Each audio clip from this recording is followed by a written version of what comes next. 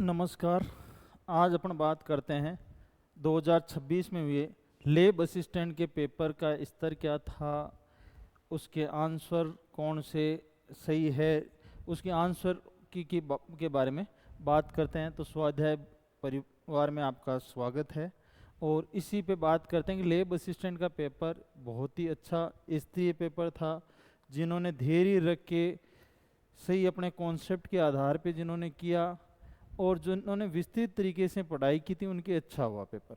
और मानो कि जो फर्स्ट ग्रेड की तैयारी कर रहे हैं उनके लिए एक प्री टेस्ट था कि उन्होंने कहाँ कौन सी गलतियाँ की। कई ऐसे क्वेश्चन थे जो आराम से सही होने वाले थे, पूरे ऑप्शन पढ़ के पूरे उनके देख के करते तो सही हो जाते, लेकिन कुछ गलतियाँ हुई तो उन गलतियों को फर्स्ट ग्रेड में नहीं दोहराना है। जो फर्स्ट ग्रेड की तैयारी कर रहे थे और जिन लड़कों ने लैब असिस्टेंट का पेपर दिया था, सिलेबस लगभग सेम ही था। फर्स्ट ग्रेड में सिलेबस इससे काफ़ी लेंथी है, इसमें केवल एनसीईआरटी बेस पे लगभग क्वेश्चन थे। अब कहाँ इसमें उनकी गलतियाँ हुई, उन गलतियों को फर्स्ट ग्रेड में नहीं दोहराए, उन पे ध्यान रखना, किस प्रकार कौन सा आंसर देना है उस पे अपन बात करेंगे। तो स्वाध्याय भूगोल में जो लैब असिस्टेंट 2026 में जो पेपर हुआ उस पे जो आंसर की है उस पे अपन बात करते हैं। भी जो टीम है इसमें गुमानाराम जी है, मैं हूं और विजय प्रकाश जी, तीनों संयुक्त रूप से हम इस जो संस्था है उसमें मेहनत करके आपको लैब के फर्स्ट ग्रेड के असिस्टेंट प्रोफेसर के इनका जो कोर्स है जो टेस्ट सीरीज के रूप में आपको उपलब्ध हो रहा है। अब इसमें अपन जो क्वेश्चन है, अपन जो जीके के क्वेश्चन है राजस्थान बेस जीके के हैं, उन पे अपन व्याख्या नहीं करके आंसर क्या क्या है उन पे बात करेंगे। तो पहला क्वेश्चन, निम्नलिखित शासकों का काल क्रमानुसार व्यवस्थित कीजिए। कौन सा शासक पहले था और उसके बाद में कौन सा था। तो पहले रावल रतन सिंह आए, फिर इसके बाद में महाराणा कुंभ आए, फिर राणा सांगा आए और फिर महाराणा प्रताप आए। फिर इसके बाद में निम्नलिखित दुर्गों को उनके निर्माण काल के अनुसार काल क्रमानुसार क्रम में व्यवस्थित कीजिए।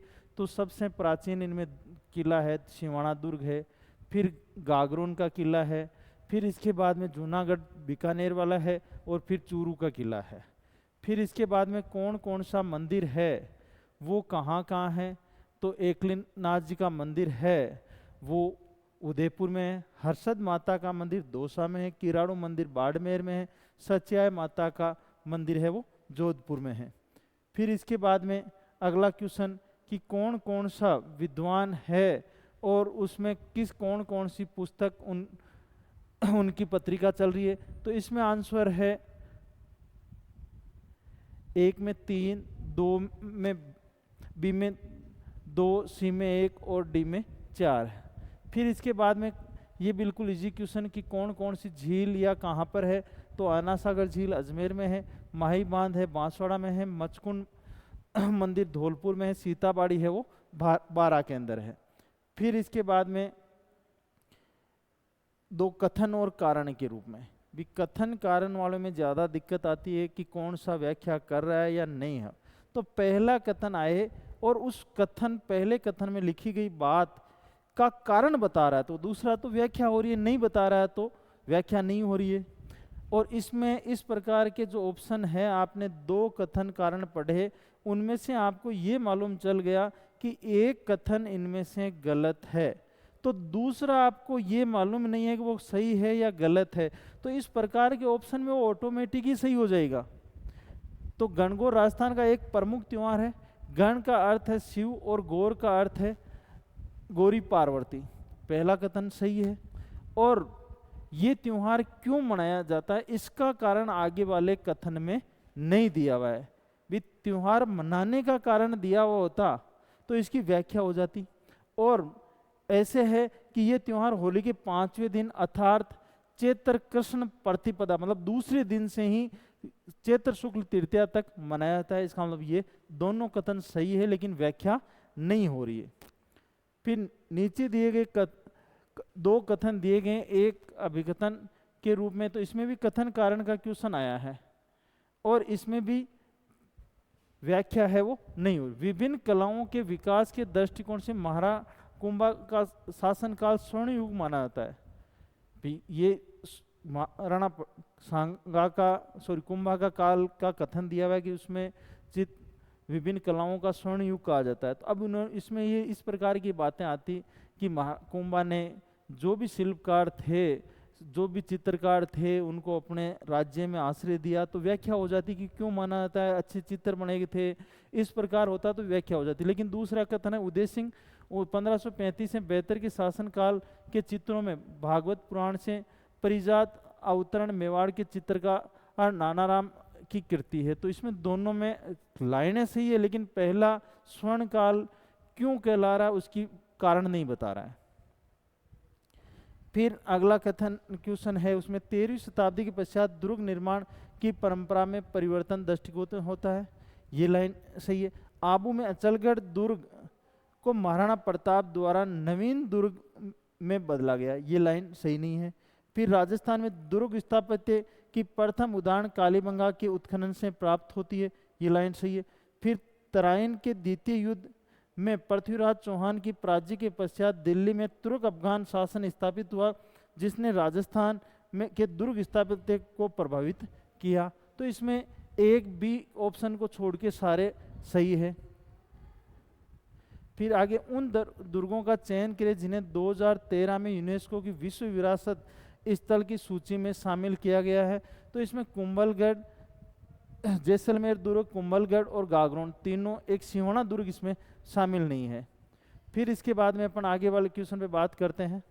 तो निम्नलिखित में से किस स्थान पे बड़ी संख्या में काले और लाल मिट्टी के बर्तन पाए गए हैं? तो आहड़ में।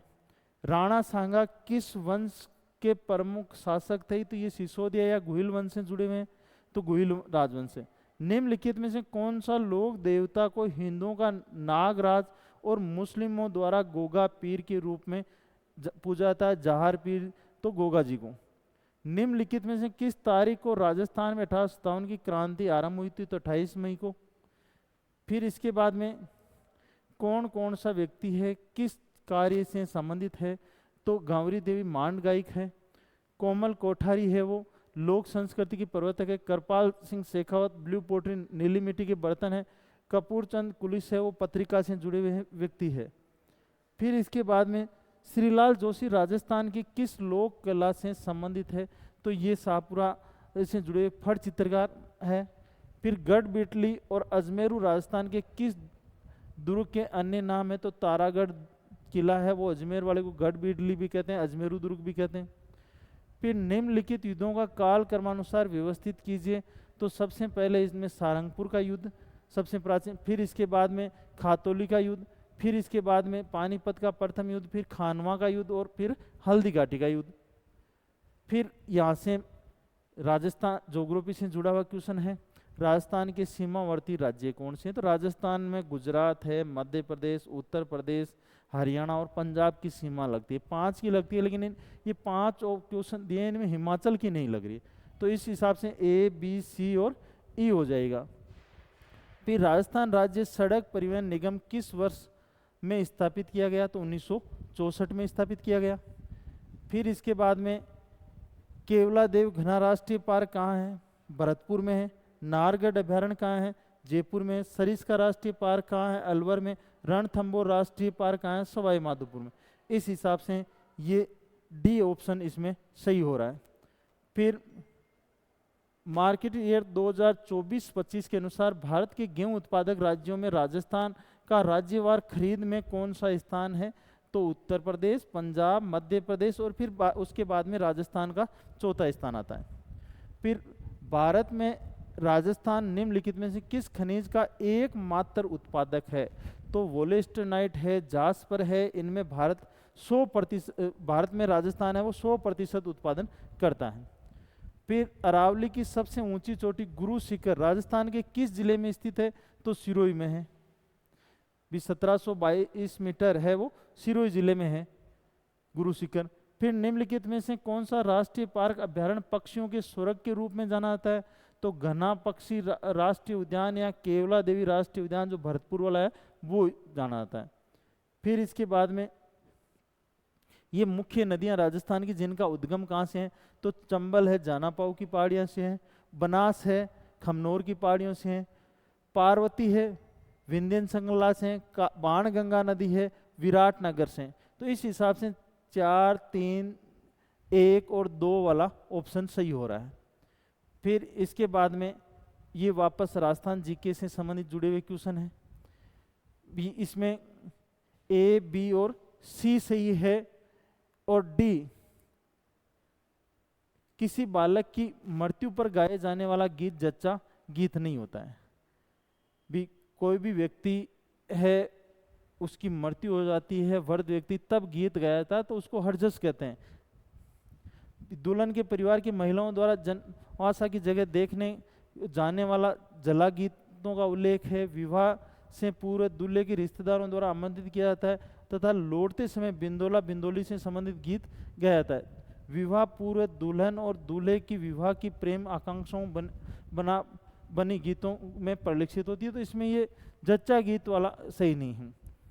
फिर इसके बाद में ये भी राजस्थान जीके से, वर्तमान में भीलवाड़ा जिले में अवस्थित बिजोलिया मेवाड़ का प्रथम श्रेणी का ठिकाना था, ठीक है। बिजोलिया आंदोलन प्रथम चरण 1893 से 1915 तक चला था, ठीक है। साधु सीताराम दास ने बिजोलिया में विद्या प्रचारणी सभा का गठन किया, नहीं ये लाइन गलत है। फिर इसके बाद में 1894 में राव गोविंद दास के निधन के पश्चात और किसानों की में कूटता थी, जो बिजौलिया किसान आंदोलन के रूप में परिणत हुई। तो एक वो लाइन गलत है, बाकी तीनों ए, बी और डी सही है। फिर ये भी राजस्थान जीके से संबंधित है, ज्योग्राफी से संबंधित नहीं है। सही कथन का चयन करें। उदयपुर के महाराणा फतेह सिंह गोपनीय रीति से असहयोग आंदोलन के प्रति सहानुभूति रखते थे, ठीक है। फिर टोक राज्य के लोगों ने बैठक आयोजित करके कांग्रेस के प्रति पूर्ण सहानुभूति अभिव्यक्त की थी और असहयोग आंदोलन अनुमोदित किया था, ये भी ठीक है। 1919 में राजस्थान में राजस्थान सेवा संघ स्थापित किया गया था, ये भी ठीक है। बीकानेर में राजनीतिक जन जागरण अपेक्षाकृत रूप से जल्दी शीघ्रता से हुआ था, नहीं ये अन्य शहरों की तुलना में यहाँ पर बाद में हुआ था। फिर राजस्थान किस खनिज के उत्पादन में मध्य प्रदेश के पश्चात भारत का दूसरा सबसे बड़ा उत्पादक राज्य है? तांबा। तांबा उत्पादन में भंडार में तो राजस्थान 1 नंबर में है, लेकिन उत्पादन में मध्य प्रदेश 1 पे है, राजस्थान 2 पे है। हाड़ौती पठार को किस अन्य नाम से भी जाना जाता है? तो हाड़ौती पठार राजस्थान के दक्षिणी पूर्वी भाग में है, तो दक्षिणी पूर्वी पठारी प्रदेश जाना जाता है। फिर इसके बाद में ये राजस्थान जीके से इजी क्वेश्चन था। पुष्कर मेला अजमेर में भरता है, जीन माता मेला सीकर में भरता है, भरतरी मेला अलवर में है, डिग्गी कल्याण जी का मेला टोक में है।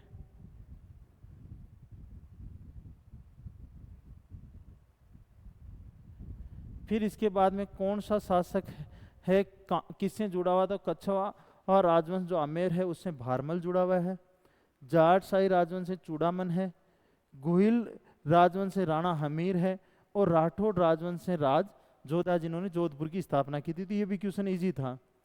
फिर निम्नलिखित महत्वपूर्ण संतों का काल क्रमानुसार व्यवस्थित कीजिए। तो इनमें पीपा है पहले है, फिर इसके बाद में दादू दयाल है, फिर इसके बाद में संत माओ जी है और फिर महर्षि नवल राम है। इस प्रकार इनका क्रम है। फिर अगला क्वेश्चन ये भी राजस्थान जीके से संबंधित ही है, ज्योग्राफी से नहीं जुड़ा हुआ है, तो भी इस पे बात करते हैं। गांव जो रचना है उस लेखक के नाम है गोवर्धन सिंह शेखावत है। फिर मारंग है उसका चंद्र प्रकाश देवल है, जुंदाव है वो पारस अरोड़ा है, रिंद्रोई है उसमें अर्जुन देव चारण है। फिर ये भी राजस्थान जीके से आर्य जनजाति के रूप में मत्स्य सबसे पहले ऋग्वेद में उल्लेखित किए गए हैं। ये इसके बहुत प्राचीन जनजाति होने का संकेत है, लाइन सही है। फिर वो आर्य जनजाति ऋग्वेद की बात हो रही है और ये मौर्य शासन की बात हो रही है। तो मौर्य शासन काल के दौरान मत्स्य जनपद मगध साम्राज्य का भाग था, तो उसकी व्याख्या से ये लाइन जुड़ी हुई नहीं है। फिर अब यहाँ से क्वेश्चन ठीक आया है, ज्योग्राफी के टफ क्वेश्चन था। विचार कथन है, इनमें से निम्नलिखित प्रवाहित बहते जल भूआकृति अभिवार्क के संदर्भ में सही कथनों की पहचान कीजिए। तो इसमें कौन सा कथन गलत है, कितना? तो प्रवाहित जल आर्द्र प्रदेशों में सबसे महत्वपूर्ण अभिकारक होता है। तो जहाँ प्रवाहित जल की स्थलाकृतियाँ मिलती है तो वो आर्द्र क्षेत्रों में मिलेगी, मरुस्थलों में उनकी स्थलाकृतियाँ बहुत ही कम मिलेगी। तो ये लाइन सही है। फिर स्थलगत प्रवाह के कारण परत अपर्दन होता है। भी अपन जल वर्षा के रूप में बात करते हैं तो बूंदें गिरती है तो उससे छोटे छोटे आसफल अपर्दन होता है। फिर जैसे ऊपरी परत बहती है तो उसे परत अपर्दन कहते हैं। तो ये जल के इस स्थलगत प्रवाह के कारण परत अपर्दन होता है, ये भी ठीक है। फिर नदी चैनल का ढाल जितना मंद होगा उतना ही अधिक अपर्दन होगा। ढाल जितना कम होगा जल की गति उतनी ही कम होगी, और जल की गति कम होगी तो अपर्दन कम होगा।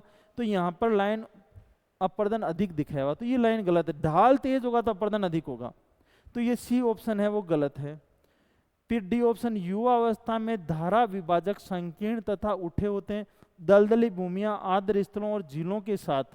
अब इसमें एनसीईआरटी में लाइन स्पष्ट लिखी हुई है, अपन पढ़ते हैं कि कोई भी पठार भूभाग ऊपर उठता है तो उसमें दोनों साइड से नदी है वो काटना स्टार्ट करती है। तो ऊपरी भाग में जो जल विभाजक है युवा अवस्था में है वो चौड़े होते हैं, न कि संकीर्ण होते हैं। ये प्रौढ़ावस्था की बात दी हुई है, यहाँ युवा अवस्था की बात लिख रहा है। तो ये लाइन गलत है, सी और डी गलत है। इसका मतलब ए और बी इसमें सही है। ये क्वेश्चन यदि किसी का सही हुआ है तो इसका मतलब वो आप मान सकते हो कि आप और लड़कों से लीड में ले रहे हो इस क्वेश्चन में। फिर कौन कौन सी पर्वत चोटी कहाँ कहाँ पर है? तो जम्मू और कश्मीर में नन चोटी है, लद्दाख में साल्टेरो, सिया कागड़ी, गेसर ब्रूम, ये लद्दाख की चोटियाँ हैं। उत्तराखंड में नंदा देवी है, सिक्किम में माउंट कंचनजंगा है। इस हिसाब से 3, 4, 1 और 2 सही होगा। ये भी अच्छा क्वेश्चन था, ये भी हर व्यक्ति के सही नहीं है मेरे हिसाब से, क्योंकि यहाँ पर 2 नंदा देवी और कंचनजंगा है वो तो सामान्यतः पढ़ी जाती है, लेकिन ये नंद, साल्टेरो, सिया कागड़ी ये चोटियाँ कम पढ़ी जाती। फिर इसके बाद में निम्नलिखित मानचित्रों के प्रकार को स्केल रिप्रेजेंटेटिव फंक्शन के बढ़ते क्रम में व्यवस्थित कीजिए। आरएफ के बढ़ते क्रम में स्केल के जो आरएफ है का मान है उसके बढ़ते क्रम की बात कह रहा है। तो इसमें नगर योजना का मानचित्र है, कोई भी कॉलोनी है उसका मानचित्र आरएफ 1:2000 पे बनाया जाता है। ग्राम भू संपत्ति मानचित्र आरएफ 1:4000 पे बनाया जाता है। स्थलाकृतिक मानचित्र है वो आरएफ 1:2.5 लाख पर बनाया जाता है, और उससे अधिक वाला जो मान है वो एटलस मानचित्र है। इस हिसाब से यहाँ पर नगर योजना, फिर ग्राम भू संपत्ति, फिर स्थलाकृतिक मानचित्र और एटलस मानचित्र ये आएगा। फिर जब ग्रीनविच में 0 डिग्री में समय दोपहर के 12 हो तब 90 डिग्री पूर्वी देशांतर। अब पूर्व की ओर दोपहर के 12 है और हर 15 डिग्री पर पूर्व में आते हैं तो 1 घंटा बढ़ता है। तो 90 डिग्री पूर्व में आएंगे तो 15 पे 1 बढ़ गया, 30 पे 2 बढ़ गया, 45 पे 3, 60 पे 4, 75 पे 5 और 90 पे 6 घंटे बढ़ गए। इसका मतलब 12 के बाद में शाम के 6 बजते हैं, तो शाम के 6 वाला आंसर सही होगा।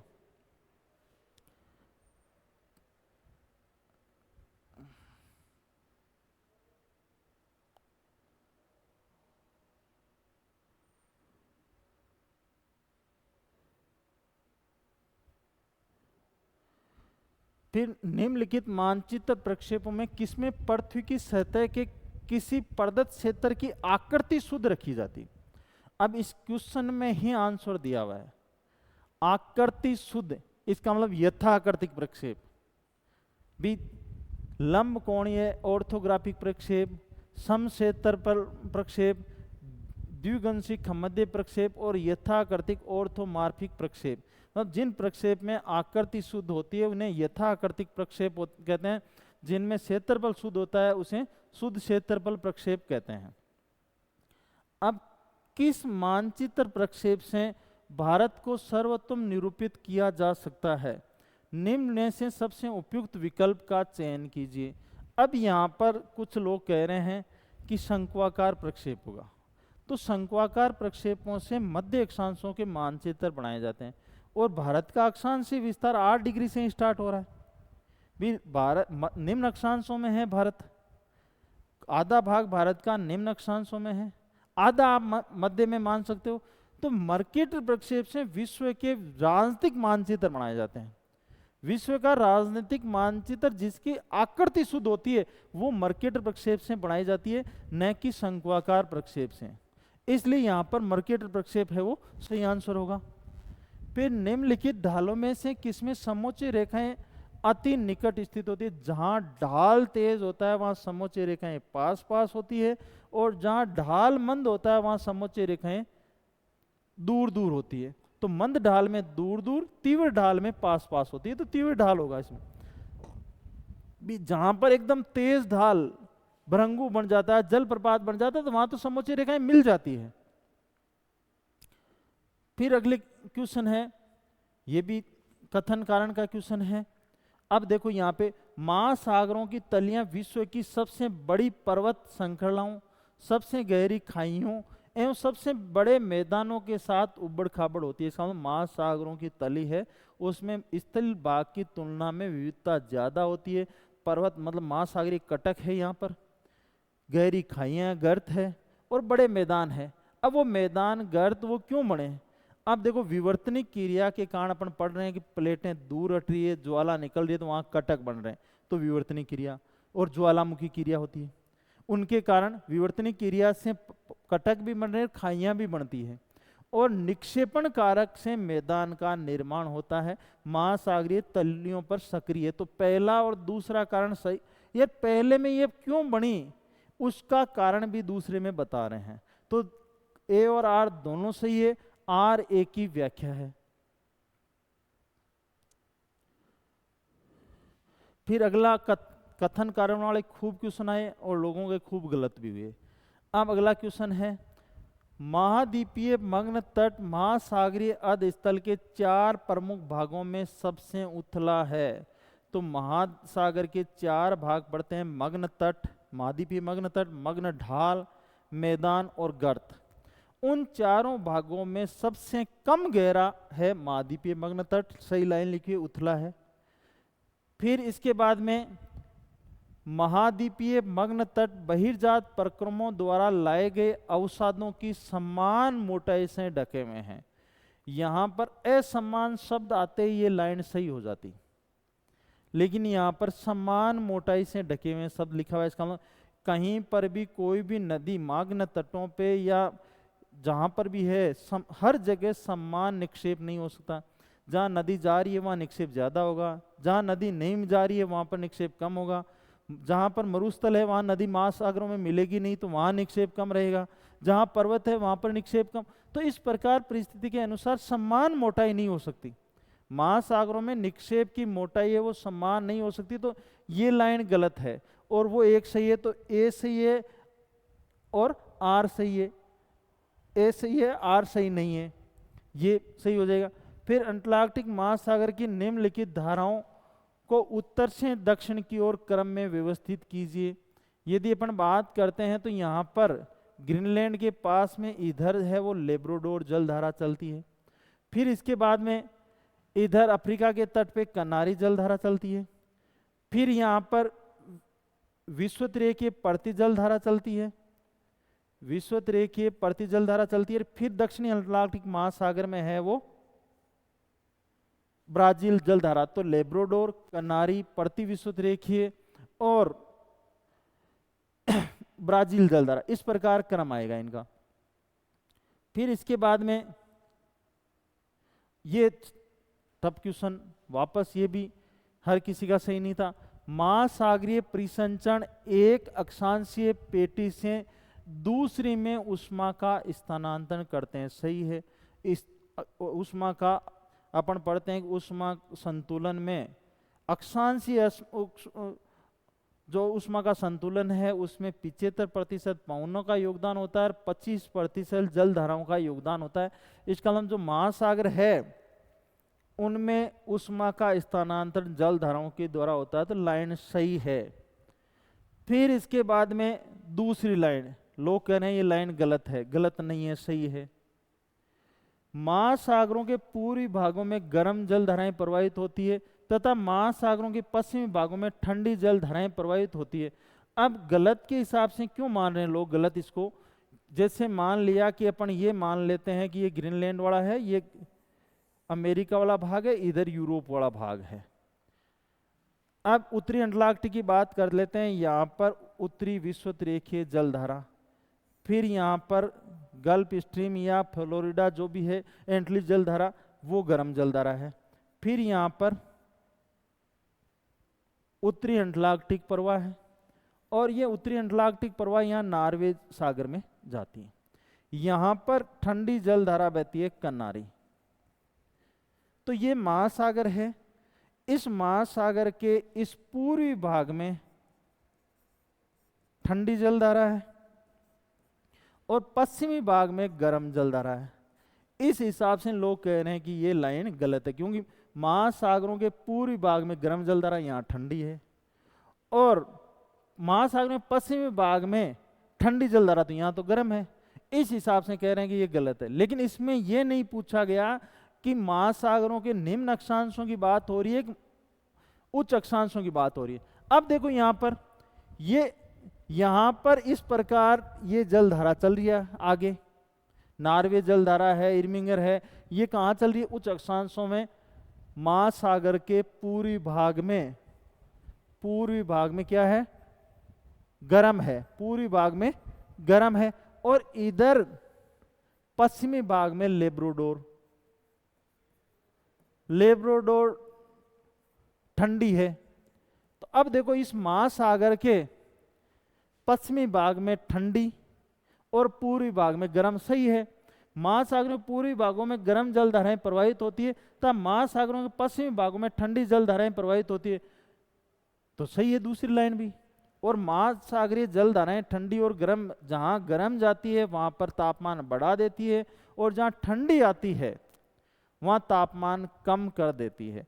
इसी प्रकार क्वेश्चन दिया जाता है कि सर्दी की ऋतु के अंदर कनाडा के बंदरगाह जम जाते हैं, जबकि आर्कटिक महासागर का मुर्मंस्क बंदरगाह पूरी साल खुला रहता है, क्योंकि वहां पर गर्म जल पहुंचा रही है, वहां पर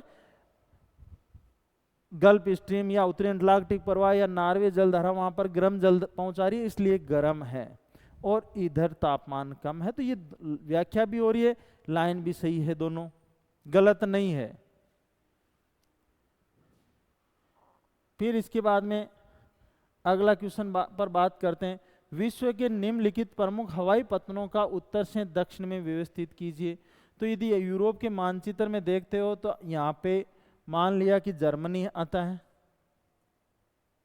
ऊपर है यूरोप में, इधर जर्मनी है, फिर यहाँ फ्रांस है, और नीचे ये भाग है, मानो ये फ्रांस, इधर जर्मनी, और ये यहाँ पर स्पेन है। स्पेन में यहाँ पर मैड्रिड है, यहाँ पेरिस है, और यहाँ पर बर्लिन है। तो इनका फिर यहाँ पर मानो कि ये जेनेवा है। अब आपको मानो जेनेवा और स्पेन पेरिस में कंफ्यूज है, तो भी ऑप्शन तो इनके हिसाब से बैठ रहा है भी मैड्रिड डी, और सबसे उत्तर में बर्लिन। तो ए और डी फर्स्ट और सेकंड में आते ही ए, बी और सी, बर्लिन, पेरिस, जेनेवा और मैड्रिड। तो जिन्होंने धैर्य रख के थोड़ा बहुत सोच के किया है उनका क्वेश्चन सही है। तो आगे भी यदि आप पेपर दो तो ऑप्शन काट के आंसर देख कि कौन सा ऑप्शन कट रहा है, कहां से कैसे बैठ रहा है। यहाँ बर्लिन और मैड्रिड के हिसाब से यह आंसर बैठ रहा है। फिर इसके बाद में उत्तरी अमेरिका की महान झीलों में निम्नलिखित भूआकृतिक विशेषताओं में से किसकी उपस्थिति के कारण सामान को छोटे मालवाहक पोतों पर लादना पड़ता है? बड़े जहाजों से छोटे पोतों जो पोत है उन पे लादना पड़ता है, क्योंकि वहां पर बीच में जलप्रपात है, कई शिप्रिंग, जलप्रपात का छोटा रूप शिप्रिकाएं हैं। इन्हीं जो जलमार्ग है उसमें नियाग्रा जलप्रपात भी आता है। तो ये इन जलप्रपातों शिप्रिकाओं के कारण फिर वहाँ उनको लिफ्टों के द्वारा छोटे जहाजों पर चढ़ा के खींचा जाता है। तो शिप्रिकाओं के कारण चेंज करना पड़ता है। फिर देखो अगला कथन कारण के इस पेपर में खूब क्वेश्चन आए। भारत में मानसून प्रत्यावर्तन के महीने अक्टूबर नवंबर है। मानसून प्रत्यावर्तन अक्टूबर नवंबर में होता है, कथन सही है। दूसरा, उत्तर भारत में शीतोष्ण चक्रवातों द्वारा शरद वर्षा रबी की फसलों के लिए अत्यंत लाभदायक है, ये भी कथन सही है। लेकिन इसमें मानसून प्रत्यावर्तन क्यों हो रहा है उसका रीजन नहीं बताया जाता है। भी इसका रीजन ये आता कि भारत में मानसून प्रत्यावर्तन के महीने अक्टूबर नवंबर में है, और इसमें लाइन लिखी आ जाती कि सूर्य दक्षिणायन में होने के कारण उत्तर भारत में तापमान कम होने के कारण वायुदाब बढ़ जाता है, इसलिए पीछे की ओर लौट जाता है। या ITCZ भारतीय प्रायद्वीप से इस समय लौट जाती है, दक्षिण की ओर खिसक जाती है, तो मानसून लौट जाता है। तो ये बातें आती, तो ये कथन और कारण दोनों सही हो जाते हैं, व्याख्या हो जाती है। अब कथन दोनों सही है लेकिन व्याख्या नहीं हो रही है। फिर निम्नलिखित में से पनामा नहर के बारे में कौन सा कथन सत्य है? पनामा नहर पूर्व में अटलांटिक महासागर और पश्चिम में प्रशांत महासागर से जोड़ती है, सही है। पनामा नहर का निर्माण पनामा सिटी और बल्बोआ के बीच पनामा स्थल संयोजक पर किया गया, नहीं। पनामा और कोलोन सिटी के, पनामा सिटी है प्रशांत महासागर के तट पे, कोलोन सिटी है अंध महासागर के तट पे, उनके संयोजक के रूप में किया गया। ये नहर लगभग 92 किलोमीटर लंबी है, नहीं 72 किलोमीटर ही लंबी है। पनामा नहर लैटिन अमेरिका की अर्थव्यवस्था के लिए महत्वपूर्ण है, बनी हुई उनके बीच में ही है। भी मेक्सिको से दक्षिण का, मेक्सिको, मध्य अमेरिका और दक्षिण अमेरिका सारे मिलके क्या कहलाते हैं? Latin America. तो वहां पर बनी है, उनके लिए तो महत्वपूर्ण होगी। इस महासागर से उधर जाने के लिए पूरी दक्षिण अमेरिका का चक्कर नहीं लगाना पड़ेगा, इसलिए महत्वपूर्ण है। फिर इसका निर्माण संयुक्त राज्य अमेरिका द्वारा किया गया, सही है। 1904 से 1914 के बीच में इसका निर्माण हुआ, सन 2000 तक USA का इस पर अधिकार रहा था। तो ये केवल मानो कि एक तो 92 किलोमीटर वाला, ये 20 गलत है और एक C गलत है। फिर कौन सा रेल मार्ग पे कौन सा शहर बसा हुआ है? पार साइबेरियन, कजान है साइबेरिया का शहर है, ट्रांस साइबेरियन रेल मार्ग पे बसा हुआ है। पार कनेडियन रेंगिना शहर है, वो उस पे है। इंडियन पैसिफिक प्रशांत महासागरीय हिंद महासागर जो मिलाने वाला जलमार्ग है, सॉरी ऑस्ट्रेलिया पार महाद्वीपीय रेल मार्ग है, उस पे ब्रोकन हिल्स है। फिर इसके बाद में ओरिएंटल एक्सप्रेस पे बुडापेस्ट, वियना, इस्तांबुल, वो इसी पे है। फिर इसके बाद में 28, हाँ ये भी कथन कारण दोनों अच्छा क्वेश्चन था, लगभग क्वेश्चन लड़के गलत करके आए हैं। 28 अगस्त 1930 को जोधपुर के महाराजा ने खेजड़ी गांव में खेजड़ी के वृक्ष काटने का आदेश दिया, किंतु ग्राम वासियों ने इसका विरोध किया। भी खेजड़ी घटना 1730 में घटित हुई, आदेश महाराजा का था लकड़ी काट के लेके आनी है, विरोध ग्राम वासियों ने किया। क्यों किया? ग्राम वासियों ने विरोध इसलिए किया कि विष्णोई जाति में खेजड़ी को पूजनीय माना जाता है, पर्यावरण संरक्षण की उनमें भावना है, और जाम्बो जी के वो पथ पे चल रहे हैं, इसलिए वो पर्यावरण संरक्षण के लिए और खेजड़ी को वो धार्मिक आधार पे पूजनीय मानते हैं, इसलिए उन्होंने इसका विरोध किया। ये बात दूसरे कथन में नहीं लिखी हुई है। यदि ये बात लिखी होती तो कथन और कारण दोनों सही हो जाते, व्याख्या हो जाती। अब दूसरे कारण में लिखा हुआ है कि राजस्थान का खेजड़ी बलिदान पर्यावरण संरक्षण के प्रति जागरूकता का प्रतीक है। भी 28 अगस्त 1730 को जोधपुर के महाराजा ने खेजड़ी गांव में खेजड़ी वृक्ष काटने का आदेश दिया, किंतु ग्रामवासियों ने विरोध किया, और ग्रामवासियों ने विरोध किया तो वहां के जो भी गिरधरदास भंडारी उसका नेतृत्व करता आया था सेना का, उसने उसके आदेश से वहां के 363 लोग मारे गए थे, और उन 363 लोगों के मरने के पश्चात खेजड़ी बलिदान को पर्यावरण संरक्षण के प्रति जागरूकता का प्रतीक मान लिया। लेकिन वो घटना होने का कारण ये नहीं है, वो घटना होने के बाद में इसको मान लिया गया प्रतीक, इसलिए उस घटना होने का कारण नहीं बता रहा है। दोनों कथन सही है लेकिन व्याख्या नहीं हो रही है। फिर अगला क्वेश्चन है,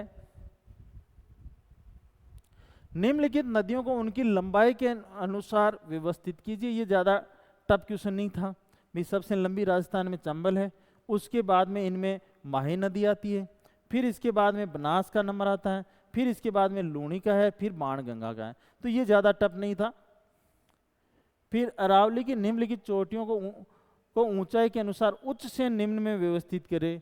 तो सबसे ऊंची राजस्थान की जो ऊंची चोटी है, तीसरी ऊंची चोटी है, भी पहली गुरु शिखर है, दूसरी शेर है, तीसरी देलवाड़ा 1442। फिर अचलगढ़ 1380 मीटर है, फिर कुंभलगढ़ 1224 है, फिर तारागढ़ है वो 870 या 874 मीटर ऊंची है। तो इस प्रकार इनका देलवाड़ा, अचलगढ़, कुंभलगढ़ और तारागढ़ आ जाएगा, डी, बी, ए और सी आ जाएगा। फिर इसके बाद में राजस्थान के निम्नलिखित जिलों को उनको क्षेत्रफल के अनुसार व्यवस्थित कीजिए। ये पुराने जिलों के आंकड़ों के हिसाब से क्वेश्चन पूछा गया है। सबसे बड़ा बाड़मेर है, फिर उसके बाद में नागौर है, फिर जोधपुर है, फिर इसके बाद में पाली है और फिर चूरू आ जाता है।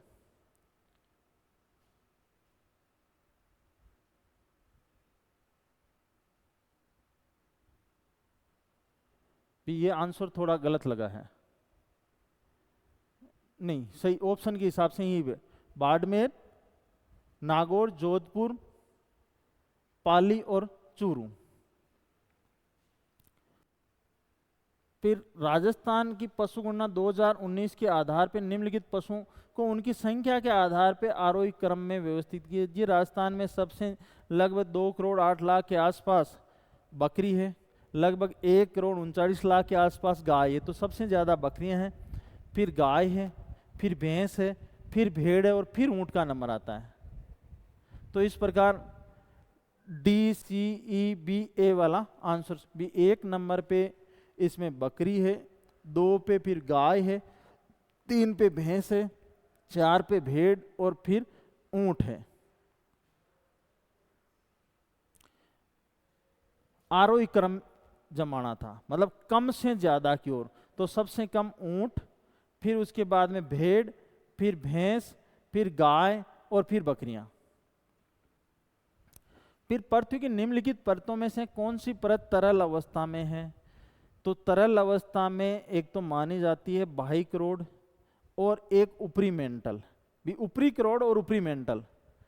तो ऊपरी मेंटल तो इसमें ऑप्शन में नहीं है, और ऊपरी मेंटल और बाह्य करोड़ आ जाए तो भी बाह्य करोड़, क्योंकि ऊपरी मेंटल अर्ध तरलावस्था में है और बाह्य करोड़ पूर्ण तरलावस्था में है, इसलिए बाह्य करोड़ इसमें आंसर हो जाएगा। फिर इसके बाद में किस किस विद्वान ने कौन सा सिद्धांत दिया था? सागर तल प्रसरण का सिद्धांत है वो हेरियस ने दिया, महाद्वीपीय विस्थापन का सिद्धांत वेगनर ने दिया, सहवन धारा का सिद्धांत है वो ऑर्थर होम्स ने दिया, और प्लेट विवर्तनी की सिद्धांत मैकेंजी, पार्कर, मॉर्गन इन विद्वानों ने दिया है।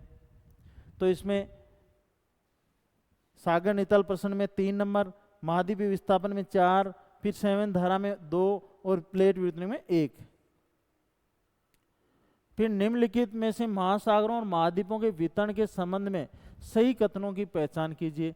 अब्राहम ओर्टेलियस ने सर्वप्रथम दोनों अमेरिका, यूरोप और अफ्रीका के किसी समय एक साथ संयुक्त होने की संभावना व्यक्त करने वाला विद्वान यही था।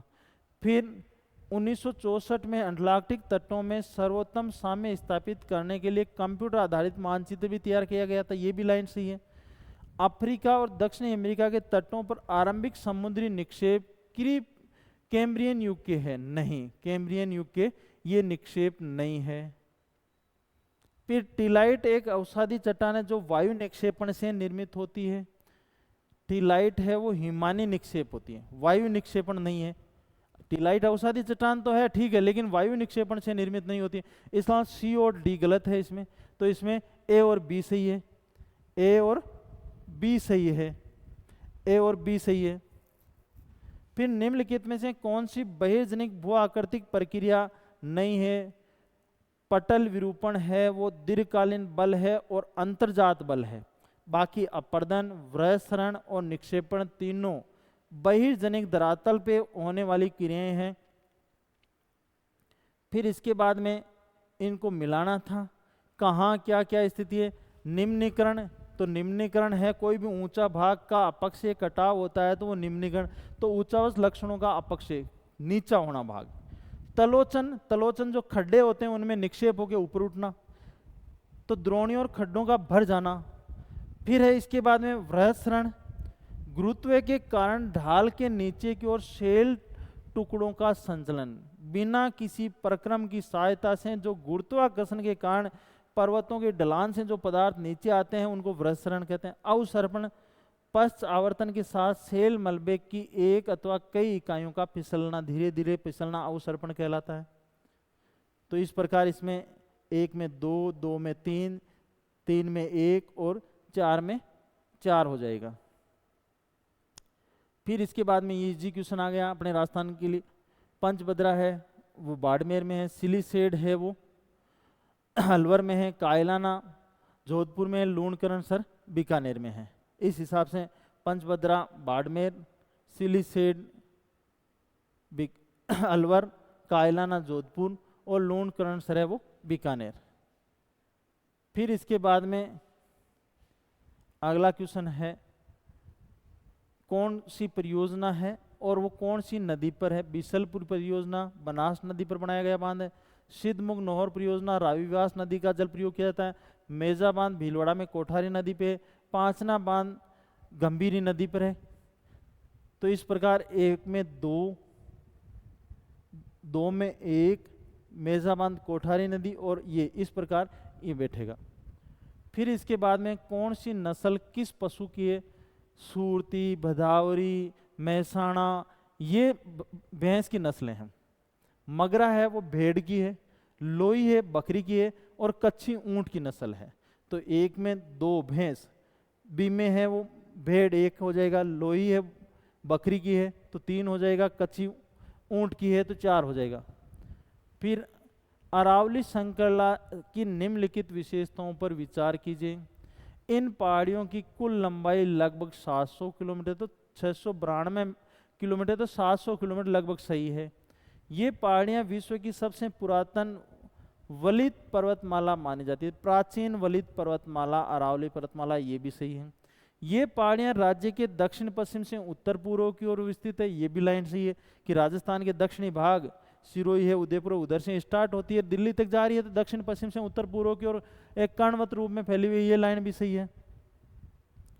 फिर आगे अरावली पहाड़ियां गुजरात के मैदान से उत्तर प्रदेश तक विस्तारित, उत्तर प्रदेश नहीं, दिल्ली की रायसीना हिल्स पहाड़ी जेएनयू कैंपस तक है, उत्तर प्रदेश तक नहीं है, ये भी सही है। ये लाइन गलत है और ये लाइन डी गलत है। इसका मतलब डी इसमें भी दिया हुआ है, इसमें भी दिया हुआ है, इसमें भी दिया हुआ है। फिर ये ऑप्शन अपने आप बैठ गया। फिर अरावली की सबसे ऊंची चोटी गुरु शिखर है 1722 मीटर, ये लाइन सही है। फिर राजस्थान में मरुस्थलीकरण के कारणों पर विचार कीजिए कि राजस्थान में मरुस्थलीकरण के कारण क्या क्या है। मरुस्थलीकरण का मतलब जो उपजाऊ जमीन है वो अनुपजाऊ हो रही है, उपजाऊ जमीन अनुपजाऊ हो रही है। तो वो किस कारण हो रही है, बढ़ती जनसंख्या के कारण। जनसंख्या बढ़ रही है तो पेड़ पौधे काटे जा रहे हैं, मशीनीकरण अधिक होने के कारण मरुस्थलीकरण बढ़ रहा है। मृदा अपर्दन के कारण जमीन है वो अनुपजाऊ हो जाती है, तो ये भी मरुस्थलीकरण। अतिचारण, अति पशु चारण के कारण क्या होते हैं, वनस्पति को वो जड़ से खत्म कर देते हैं और वनस्पति मरुस्थलीकरण को आगे बढ़ने से रोकती है। फिर पशुचरण के कारण उनके पैर के खुरों से जमीन ढीली हो जाती है तो वो पवन के साथ उड़ जाती है, तो वो भी मरुस्थलीकरण को बढ़ाता। निर्वनीकरण, वनों का काटना, उसके कारण भी क्या होता है, मरुस्थलीकरण होता है। फिर बालू टीलों का स्थिरीकरण, बालू टीलों का स्थिरीकरण, तो मरुस्थलीकरण रुक रहा है, मरुस्थलीकरण बढ़ नहीं रहा है, तो ये मरुस्थलीकरण का कारण नहीं है बालू के टीलों का स्थिरीकरण होना। बालू के टीलों पर पौधे लगा दोगे तो वहां से बालू के टीले है वो स्थानांतरित नहीं होंगे, तो स्थानांतरित नहीं होगा तो मरुस्थली वो किसी अन्य उपजाऊ जमीन पे जाके नहीं रुकेगा, तो वो जमीन है वो मरुस्थलीकरण के प्रभाव में नहीं आएगी, तो ये कारण नहीं है। फिर कौन सा है, किससे मिलेगा, भृंगु है। अब भृंगु इसमें बहुत तीक्ष्ण अथवा लगभग लंबवत, भृंगु जलप्रपात ये तेज ढाल वाले होते हैं, खड़े ढाल को भृंगु कहते हैं, तो ये सही है। इससे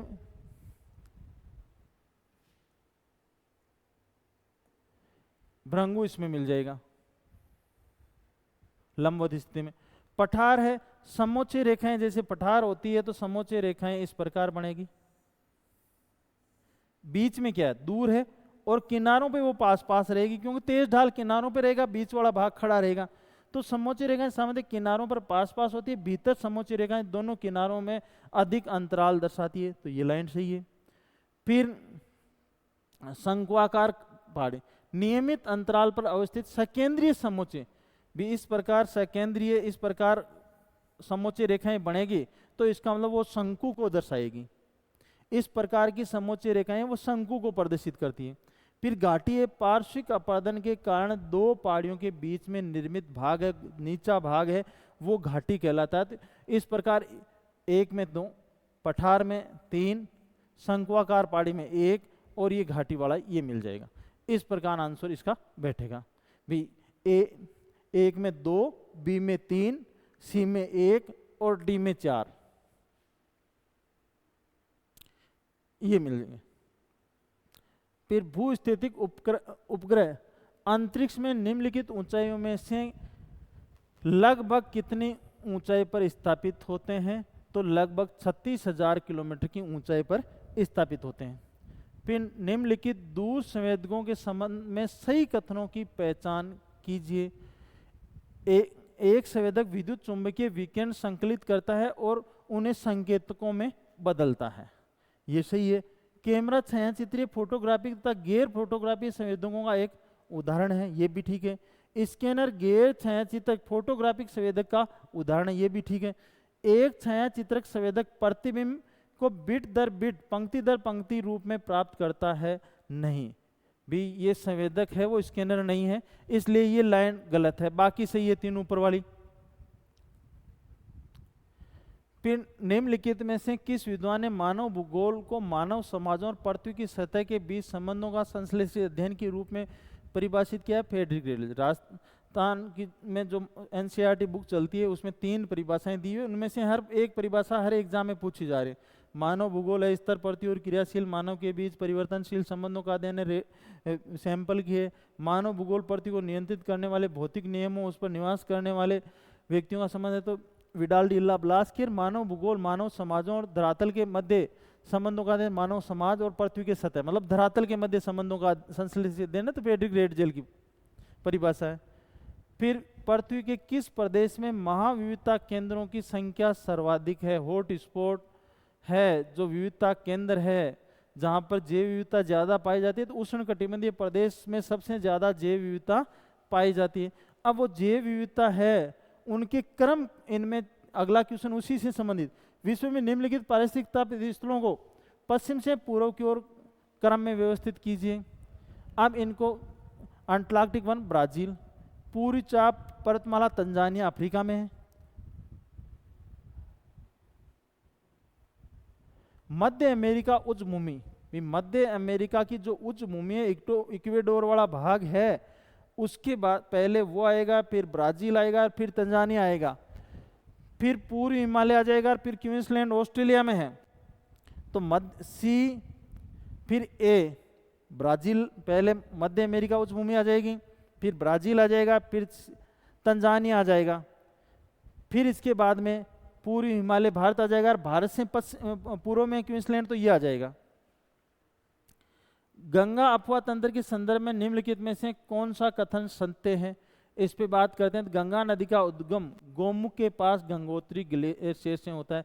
गंगा नदी है भागीरथी और अलकनंदा दो नदियों के रूप में होती है। भागीरथी का उद्गम गंगोत्री हिमनद से है, अलकनंदा का उद्गम है वो सतोपत हिमनद से। बड़ी नदी अलकनंदा है, छोटी नदी भागीरथी है, लेकिन भागीरथी को ही मूल गंगा माना जाता है, इसलिए भागीरथी का उद्गम गोमूत्र से होता है। ये गंगोत्री ग्लेशियर है गोमुख के पास, वहां से होता है, वहीं से इसका उद्गम गंगा का माना जाता है, तो ये लाइन सही है। फिर देवप्रयाग में भागीरथी और अलकनंदा मिलकर गंगा बनती है। गंगा नदी का नाम गंगा कहाँ होता है? देवप्रयाग में, ये सही है। रुद्रप्रयाग में पिंडार नदी अलकनंदा से मिलती है। रुद्र शिव का नाम है और उसमें मिलने वाली नदी है पार्वती। पार्वती का मतलब मंदाकिनी, रुद्रप्रयाग में अलकनंदा से मंदाकिनी मिलती है, पिंडार तो कर्णप्रयाग में मिलती है, तो ये लाइन गलत है। यमुना गंगा की सबसे लंबी सहायक नदी है, ये सही है लाइन। फिर सोन नदी गंगा के बाएं तट से मिलने वाली प्रमुख सहायक नदी है, नहीं, बाएं तट से नहीं, दाएं तट। अब बाएं तट और दाएं तट का डिसाइड कैसे होता है? तो नदी जिस दिशा में बह रही है, अब मान लिया कि नदी, गंगा नदी ऐसे बह रही है, तो इस दिशा में आपको मुंह करना है, और फिर आपका हाथ जिस साइड में दायां है वो दाईं ओर से बायां, तो इसका मतलब इधर से आने वाली नदी बाएं होगी और इधर से आने वाली नदियां दाएं किनारे से वाले होगी। तो यमुना है, सोन है, ये तो नदियां हैं वो बाएं किनारे से मिलती है, सॉरी दाएं किनारे से मिलती है, बाएं वाली तो ये इधर वाली है, इसलिए ये लाइन भी गलत है, इसलिए ए बी और डी सही होगा। फिर इसके बाद में आपदा निवारण में निम्नलिखित में से कौन कौन से उपाय शामिल है? संरचनात्मक उपाय भी कहाँ? अब संरचनात्मक उपाय नहीं है तो आप मानो कि हिमालय क्षेत्र के अंदर आप सूखा के उपाय करोगे तो उससे कोई फायदा नहीं है। जैसलमेर में आप बाढ़ उपाय किस प्रकार बचना है उसका ट्रेनिंग सेंटर स्थापित कर दोगे तो कोई फायदा नहीं है। इसलिए संरचनात्मक उपाय होना चाहिए कि कहाँ किस प्रकार की समस्या आने वाली है। फिर जोखिम मूल्यांकन और योजना कि कहाँ किस प्रकार का जोखिम है, उसके मानचित्र और लोगों को जागरूक, और फिर जहाँ जिस प्रकार के संसाधन है उस प्रकार का प्रबंध होना चाहिए। तो ये चीज़ें संरचनात्मक उपाय, जोखिम मूल्यांकन और योजना और संसाधन प्रबंध, ये तीन इससे संबंधित सही है। भारतीय अफवाह तंत्रों के संदर्भ में सही कथनों की पहचान कीजिए। नर्मदा अपना मार्ग बदलने के लिए कुख्यात है। नर्मदा अपना मार्ग नहीं बदलती है। क्यों नहीं बदलती है? क्योंकि ये तो भ्रंश घाटी में बहती है। भ्रंश घाटी में बहने वाली नदी घाटी को पार करके, पर्वत को पार करके कभी मार्ग नहीं बदल सकती। कोसी नदी को झारखंड का शोक कहा जाता है, कोसी नदी को बिहार का शोक कहा जाता है, न कि झारखंड का। गोदावरी सबसे बड़ा प्रायद्वीपीय नदी तंत्र, ये ठीक है, गोदावरी नदी प्रायद्वीपीय भारत की सबसे बड़ी नदी है। कोसी एक पूर्ववर्ती नदी है, कोसी है वो पूर्ववर्ती नदी है। पूर्ववर्ती का मतलब हिमालय से उत्थान से पहले की नदी है, इसलिए कोसी है वो पूर्ववर्ती नदी में आएगा, तो सी और डी सही हो जाएगा। फिर ये कथन कारण वाला क्वेश्चन अच्छा टफ क्वेश्चन है। विश्व की जनसंख्या असमान रूप से वितरित है। सही है कि विश्व के 10% भाग पे 90% जनसंख्या निवास करती है, और 90% भाग पे केवल विश्व में 10% ही जनसंख्या निवास करती है। तो ज्यादातर भाग पे कम जनसंख्या और कम भाग पर अधिकतर जनसंख्या निवास करती है। और उस ऐसा अवितरण पाया जाने का कारण है कि जलवायु में विषमता और धरातलीय विषमता।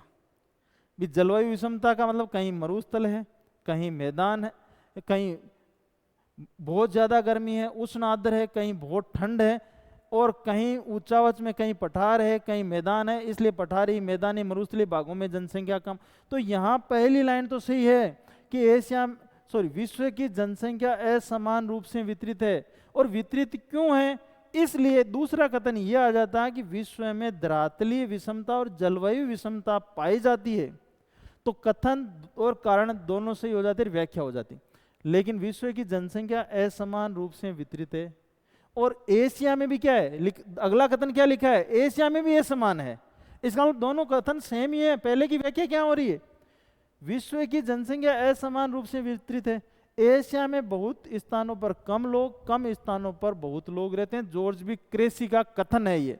ने तो कथन है भी एशिया में कम स्थानों पे अधिक लोग हैं, अधिक स्थानों पे कम लोग हैं। इसका मतलब यहाँ पर एशिया में भी क्या है? जनसंख्या का वितरण असमान है, और विश्व में भी जनसंख्या का वितरण असमान है। क्यों असमान है? जलवायु एवं भूआकृतिक दशाओं में भिन्नता के कारण है, इसलिए इसमें व्याख्या नहीं हो रही है। दोनों कथन तो सही है। फिर भारत में आधिकारिक ऋतुओं का महीनों का मिलान कीजिए। ये ज्यादा टफ क्वेश्चन था नहीं। तो इसमें शीत ऋतु है, दिसंबर से अप्रैल के आरंभ तक मानी जाती है। ग्रीष्म ऋतु मानसून पूर्व का समय, मानसून पूर्व का मतलब अभी वाला जो जून मई वाला टाइम है, तो ये अप्रैल से जून जुलाई तक ये मानसून पूर्व। मानसून या बरसात का समय जून से सितंबर के बीच में, जुलाई अगस्त में होती है। मानसून समय के बाद का समय अक्टूबर से दिसंबर। ये मानसून बाद का समय माना जाता है। तो 1, 2, 3 और 4 ये क्रम से दिए हुए हैं, ये सही है। नीचे दिए गए कथन एक अभिकथन के रूप में कथन कारण वाला क्वेश्चन है 78 भी कथन कारण वाले इस पेपर में खूब क्वेश्चन पूछे। ये कथन प्रायद्वीपीय पठार के उच्चावच में विविधता के तत्व सामान्य है। विविधता के तत्व है वो सामान्य रूप से पाए जाते हैं कि कहीं पठार है, कहीं भ्रंश घाटियां हैं, ये है। अब ये क्यों बने भी, क्यों बने, ऐसे विविधता क्यों आई? तो प्रायद्वीपीय पठार में भ्रंशन व कुछ भाग नीचे दसे हैं, विभंगों के साथ कुछ जगह उत्थापन और निमंजन के आवर्ती चरणों से गुजर चुका है। कई चरणों से कि कई बार भ्रंश पड़ा है, कई बार उत्थान हुआ है, कहीं निमंजन हुआ है। इसलिए क्या है, उच्चावच की विविधता के तत्व सामान्य रूप से ही वहां पर पाए जाते हैं। और इस दोनों ही कथन सही है भी, उसमें उच्चावच विविधता पाए जाने का कारण बता रहा है। दूसरे में क्या कारण है कि भ्रंशन हुआ है, यहाँ पे विभंगों के साथ उत्थापन हुआ है और निमंजनी नीचे दसने के आवर्ती कई चरण गुजर चुके हैं, इसलिए ये ऐसी स्थिति है। तो ये कथन और कारण दोनों सही है और व्याख्या भी हो रही है। फिर निम्नलिखित में से किस पर्वतमाला समूह द्वारा अरब सागर अफवाह तंत्र और बंगाल की खाड़ी अफवाह तंत्र को अलग किया जाता है? तो भारत में यदि देखा जाए भारत के मानचित्र में, तो यहाँ पर अरावली, फिर विंध्याचल और फिर पश्चिमी घाट, ये भारत में अरब सागरीय और अफवाह तंत्र का विभाजक रेखा मानी जाती है। तो अरावली, विंध्यन संकरला और सह्याद्री, सह्याद्री का मतलब पश्चिमी घाट, ये है 3 सही। लघु हिमालय है, लघु हिमालय वाली तो नदियां दोनों ही साइड में जा रही है, तो ये इसको लघु हिमालय इसको डिसाइड नहीं कर रहा है। फिर अंडमान निकोबार की निम्नलिखित पर्वत चोटियों को उनकी ऊंचाई के आरोही क्रम में व्यवस्थित कीजिए। तो उसमें आरोही क्रम मतलब कम से ज्यादा की ओर, तो इसमें सबसे कम है माउंट कायाबो, भी सबसे ऊपर है सैंडल पीक और सबसे माउंट कायाबो, और इसके हिसाब से आपका आंसर माउंट कायाबो है, फिर माउंट डियावेलो है, फिर माउंट धुलियर है और सैडल पीक सबसे ऊंची चोटी है अंडमान निकोबार द्वीप समूह। तो इस प्रकार इनका क्रम है। फिर भारत के उत्तर के मैदानों के संबंध में निम्नलिखित में से कौन सा कथन सत्य है? उत्तर का विशाल मैदान है, उत्तरी मैदान सिंधु, गंगा, ब्रह्मपुत्र नदियों के जलोढ़ निक्षेपों द्वारा निर्मित है, ये लाइन सही है। फिर भाबर प्रदेश सघन वनस्पति वाला पंकील और दलदली क्षेत्र है। कई बार बात आती है तब कि मैदान में 4 भाग पड़ते हैं, भाबर, तराई, बांगर और खादर। सबसे ज्यादा जैव विविधता और दलदली बाग और सबसे ज्यादा राष्ट्रीय उद्यान मैदान के किस भाग में है? तो तराई में है। भाबर में से ज्यादा जैव विविधता कहाँ पर है? तराई में है। और दलदली क्षेत्र भी कौन सा है? तराई है, इसलिए भाबर वाली लाइन गलत है। तराई प्रदेश भाबर के दक्षिण में स्थित पंक्ति दशाओं वाला क्षेत्र है, ठीक है। फिर कई दशाओं वाला, कई छोटी छोटी धाराओं वाला क्षेत्र है, सही है। फिर खादर पुराने जलोढ़ निक्षेप है, ये लाइन गलत आ गई। खादर है नए जलोढ़ है और बांगर है वो पुराने जलोढ़ है, तो ये लाइन गलत है। ब्रह्मपुत्र मैदान नदी द्वीपों और बालू रोधिकाओं के लिए प्रसिद्ध है। सबसे बड़ा नदी द्वीप भी कहाँ है? मांजुली, ब्रह्मपुत्र मैदान में, तो वो इसके लिए प्रसिद्ध है। ब्रह्मपुत्र मैदान नदी द्वीपों और बालू रोधिकाओं के लिए प्रसिद्ध है। तो एक लाइन है वो ए, बी और डी गलत है। बी, ए सही है, फिर ये बी गलत है और फिर डी भी गलत है, तो ए, सी और ई सही है। फिर तमिलनाडु तट दक्षिण पश्चिम मानसून ऋतु के दौरान सूखा रहता है। जब पूरे भारत में वर्षा होती है तब तमिलनाडु सूखा रहता है, और सूखा रहने का कारण है कि बंगाल की खाड़ी की शाखा तो इसके तट के समानांतर निकल जाती है, और अरब सागरीय शाखा है यहाँ पास में केरल में खूब वर्षा करवा रही है, लेकिन ये भाग में नहीं आ पाती। क्यों? क्योंकि इस पश्चिमी घाट की सबसे ज्यादा ऊंचाई दक्षिणी भाग में ही है, इसलिए ये पूरा का पूरा क्या हो जाता है? वृष्टि छाया हो जाता है। तो जब पूरे भारत में वर्षा होती है तब तमिलनाडु सूखा रहता है, और सूखा रहने का कारण बंगाल की खाड़ी उसके समानांतर निकल रही है और अरब सागरीय शाखा के वो वृष्टि छाया क्षेत्र में स्थित है। तो कथन और कारण दोनों सही है और व्याख्या भी हो रही है। नहीं होने का कारण दूसरे कथन में है। फिर भारत के भौतिक विभागों के संबंध में निम्नलिखित में से कौन सा कथन सत्य है? तो हिमालय भारत की उत्तरी सीमा निर्मित करता है, ठीक है लाइन। हिंदकुश और सुलेमान श्रृंखलाएं भारत के उत्तर पश्चिमी भाग में, पाकिस्तान वाले भाग में, उत्तर पश्चिमी भाग में फैला हुआ है, ठीक है। भारत के उत्तर पश्चिमी भाग में स्थित है, ठीक है। पूर्वांचल पहाड़ियां भारत के उत्तर पश्चिम में नहीं, उत्तर पूर्व में है, इसलिए ये लाइन गलत है। हिंद महासागर भारत की पूर्वी सीमा बनाता है, भारत की पूर्वी सीमा तो अराकानियोमा पर्वत बना रहा है, तो ये लाइन भी गलत है। मरुस्थली बालू का क्षेत्र राजस्थान में पाए जाते हैं, ये लाइन सही है।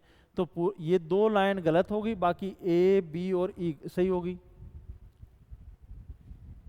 ए बी और ई। फिर राजस्थान कृषि के बारे में निम्नलिखित कथनों पर विचार कीजिए।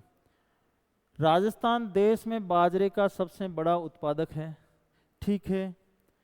फिर राजस्थान में अजमेर, नागौर, अलवर, भरतपुर मुख्य ज्वार उत्पादक जिले हैं, ये भी लाइन ठीक है। फिर ज्वार उत्पादक में सबसे ज़्यादा 1 नंबर पे है वो अजमेर है। फिर राजस्थान का तिलहन और सरसों उत्पादन में देश में पहला स्थान है, ये लाइन भी सही है।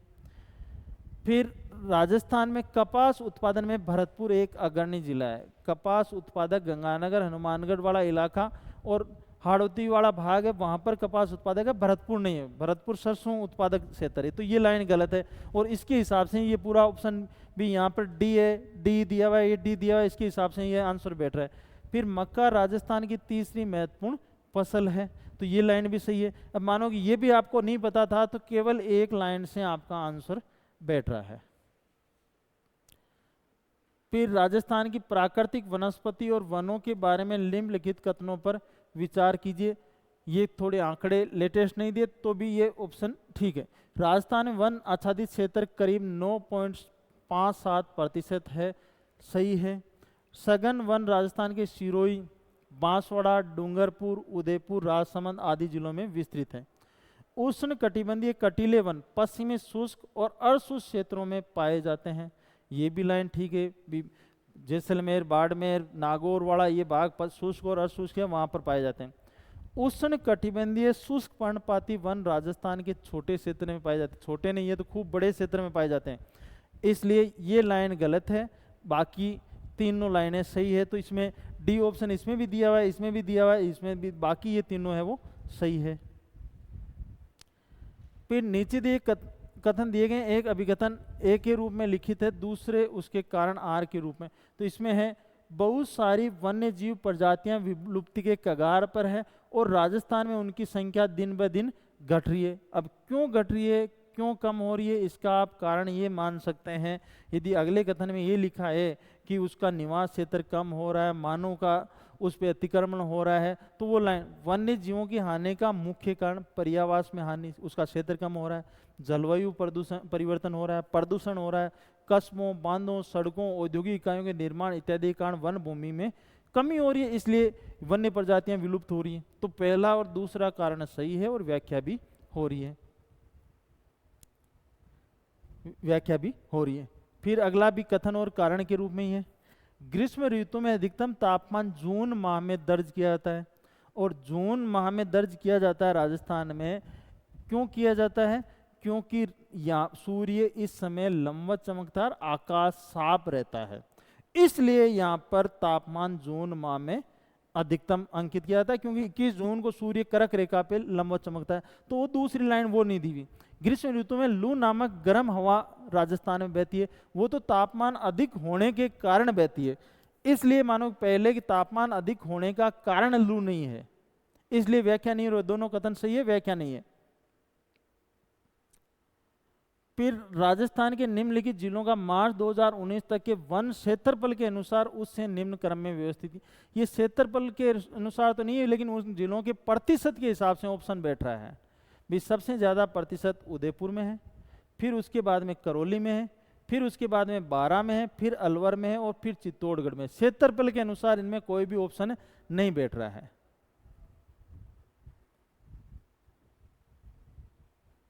फिर इसके बाद में क्रमबद्ध विषय वस्तुगत भूगोल उपागम किसके द्वारा प्रतिपादित किया। क्रमबद्ध भूगोल में, आधुनिक भूगोल में बात करें तो हम्बोल्ट है, और प्रादेशिक भूगोल में रिटर है। तो क्रमबद्ध भूगोल की बात हुई तो हम्बोल्ट आ जाएगा यहाँ पे।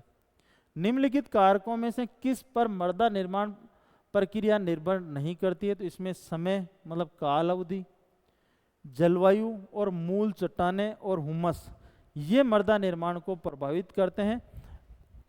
प्लेट विवर्तनिकी है मृदा निर्माण को प्रभावित करने वाला कारक नहीं है। पृथ्वी की उत्पत्ति और विकास के बारे में निम्नलिखित में से सही कथनों की पहचान कीजिए। निहारिका परिकल्पना के अनुसार ग्रहों का निर्माण धीमी गति से घूमते हुए पदार्थों के बादल से हुआ है, जो सूर्य की युवा अवस्था से संबंधित है। इसी भी निहारिका परिकल्पना प्रारंभ में वो धीरे गति से घूमती है, फिर उसकी स्पीड बढ़ती है, इस प्रकार की दी हुई लाइन सही है। बिग बैंग सिद्धांत को विस्तारित ब्रह्मांड परिकल्पना भी कहा जाता है, जो 1920 में ओटो सिमन द्वारा ओटो सिमन द्वारा तो अंतर तारक धुली परिकल्पना दी थी, बिग बैंग का सिद्धांत नहीं दिया था, तो ये लाइन सही नहीं है। फिर आरंभिक ब्रह्मांड में पदार्थ और ऊर्जा का वितरण समान नहीं था, तो पदार्थ और ऊर्जा का वितरण तो समान रह ही नहीं सकता, तो ये लाइन सही है। पृथ्वी की पदार्थ संरचना जो समरूपी नहीं है, हाँ समरूपी नहीं है भी, कहीं पदार्थ चट्टानों की मोटाई ज्यादा है, कहीं पर कम है, तो ये लाइन भी सही है। तो इसमें है वो बी लाइन गलत है, बाकी सही है। फिर कौन, हाँ कथन कारण वाला ही है। एस भूकंप तरंगे द्वितीय तरंगे केवल ठोस पदार्थों के माध्यम से ही चलती है, केवल ठोस में ही चलती है, तरल में ये नहीं चलती है। पी है वो ठोस तरल गैस तीनों में चलती है, तो ये लाइन सही है। और फिर क्यों नहीं चलने का रीजन इसमें नहीं दिया हुआ है, और नहीं चलने का रीजन ये लाइट तरंगों के समान है, इसलिए लाइट तरंगों विद्युत तरंगों के समान मानी जाती है, इसलिए तरल में नहीं चलती। इस प्रकार लाइन आती तो सही हो जाती। लेकिन अगला कथन है परावर्तन तरंगों का प्रतिक्षेप करता है, जबकि आवर्तन के कारण तरंगें विभिन्न दिशाओं में चलती हैं। तो परावर्तन के द्वारा टकराकर वापस लौट जाती है, आवर्तन के कारण उसकी दिशा बदल जाती है।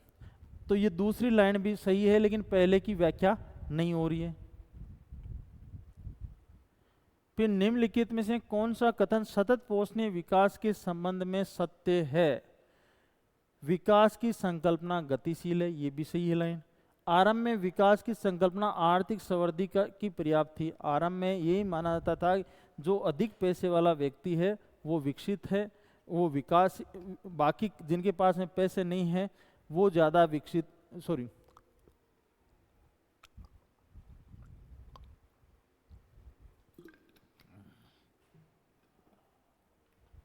विकास की संकल्पना गतिशील है, ठीक है, कथन भी परिवर्तित होता रहता है, विकास बढ़ता रहता है। प्रारंभ में विकास की संकल्पना आर्थिक समृद्धि की पर्याप्त थी।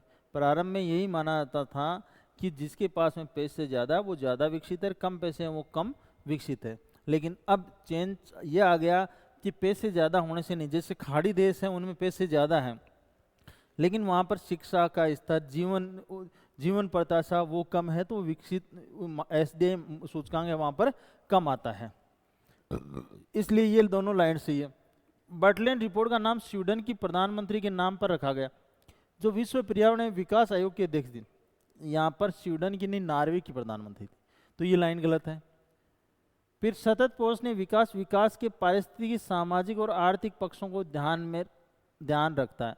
तो सतत पोषणीय विकास उसी को कहते हैं जिस वर्तमान में अधिकतम विकास हो, आने वाली पीढ़ियों के लिए भी संसाधन बचे रहे और पर्यावरण प्रदूषण भी न्यूनतम हो, इस प्रकार का विकास क्या कहलाता है? सतत पोषणीय विकास कहलाता है। तो इस हिसाब से इसमें सी लाइन गलत है, बाकी ए बी और डी सही है, ए बी डी सही है।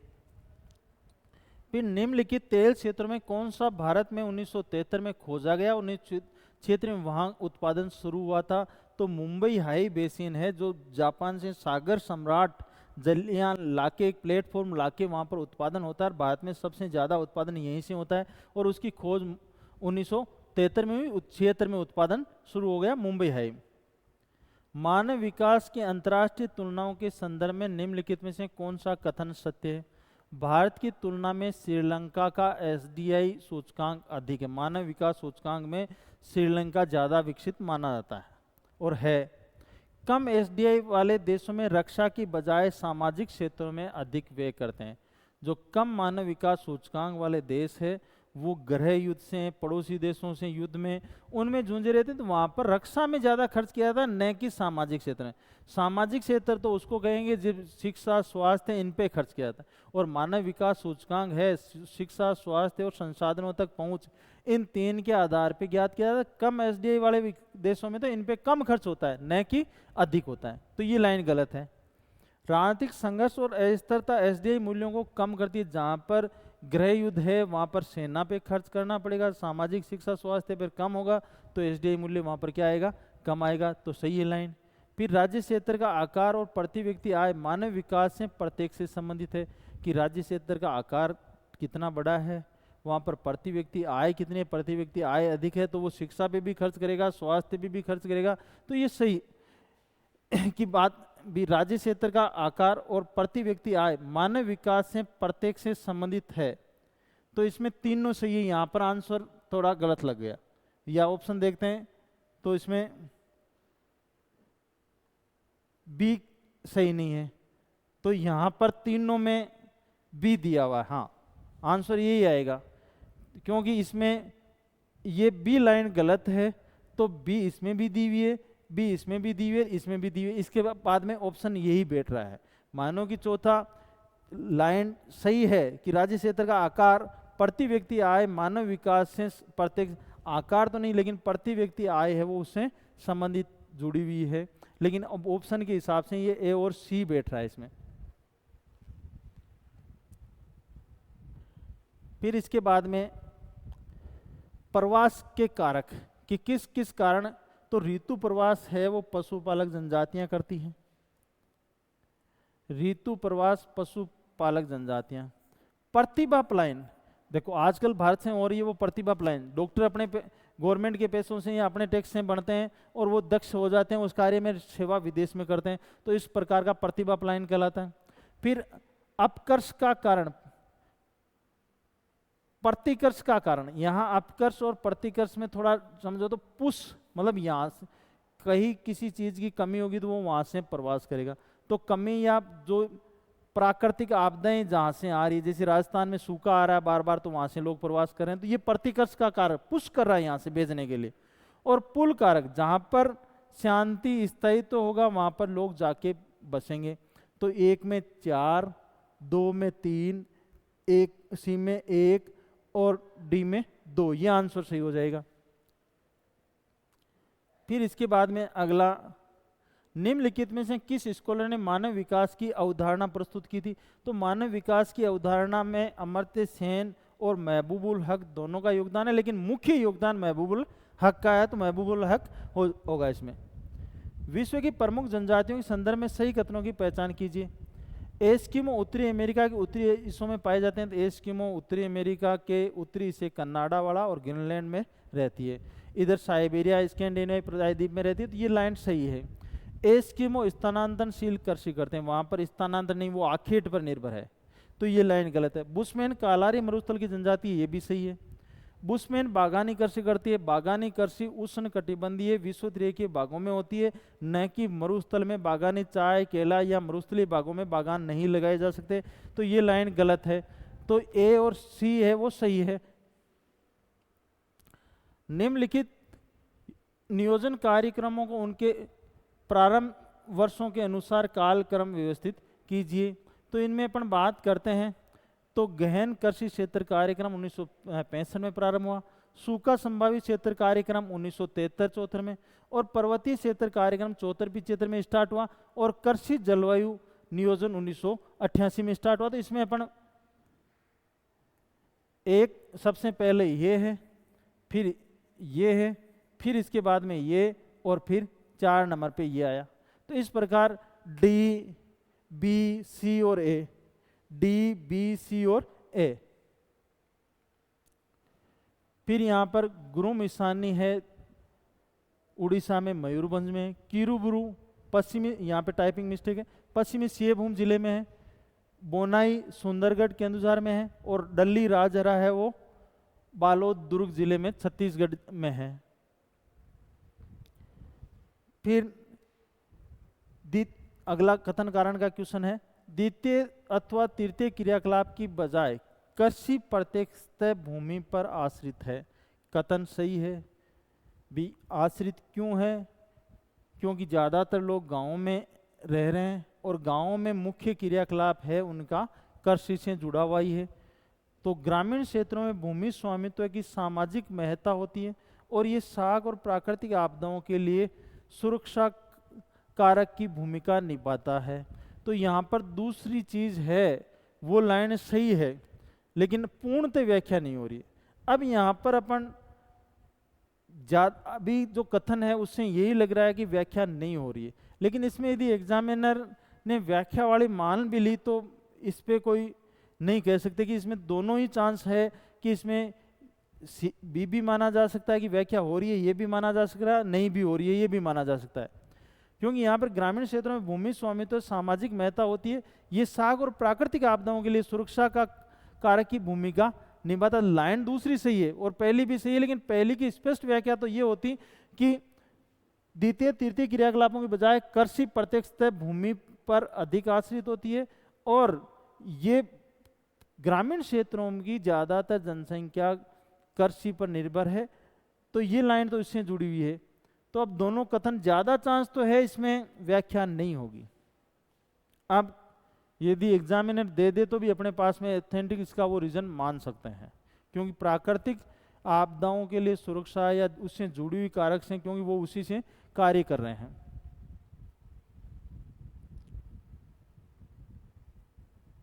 फिर अगला क्वेश्चन है, निम्नलिखित में से भौगोलिक डाटा आंकड़ों का गैर डिजिटल रूप है। तो गैर डिजिटल रूप तो इसमें एक तो स्थलाकृतिक मानचित्र है और हवाई छायाचित्र है, वो डिजिटल रूप नहीं है। स्कैन प्रतिबिंब है, उपग्रह एजेंसी है, ये डिजिटल रूप से जो उनसे आंकड़े प्राप्त होते हैं उनका विश्लेषण करके उनका चित्र बनाया जाता है। तो ये दो नहीं है, तो ए और बी सही है। फिर भारत में जनसंख्या के ग्रामीण शहरी संगठन के संबंध में निम्नलिखित कथनों में से कौन सा सत्य है? जनसंख्या का उनके निवास स्थान के अनुसार संगठन सामाजिक आर्थिक विशेषताओं का महत्वपूर्ण सूचक होता है। ठीक है, लाइन सही है। ये संगठन भारत जैसे विशाल देश के लिए महत्वपूर्ण है, जहाँ 52% आबादी गांवों में रहती है। लगभग 68.86% के आसपास जनसंख्या भारत में गांव में रहती है, 52% नहीं, 2011 की जनगणना के अनुसार। तो ये लाइन गलत है। 2011 में भारत में 93.2% गाँव बसे हुए। ठीक है, बसे हुए गाँव 93.2% माना। फिर ग्रामीण जनसंख्या का वितरण देश भर में एक समान है। एक समान कहाँ होगा? हिमाचल में 90% जनसंख्या ग्रामीण है, गोवा में तो 40% ही है। तो यहाँ पर ये लाइन समान वाली गलत है।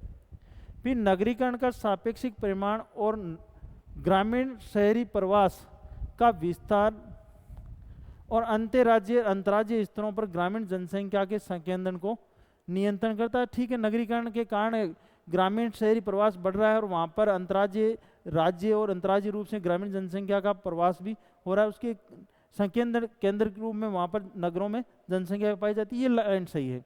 तो यहाँ पर तो केवल डी और बी लाइन गलत है। तो देखो, इसमें बी आ रहा है, इसमें डी आ रहा है, इसमें बी आ रहा है, तो ये डी ऑप्शन है वो सही हो जाएगी।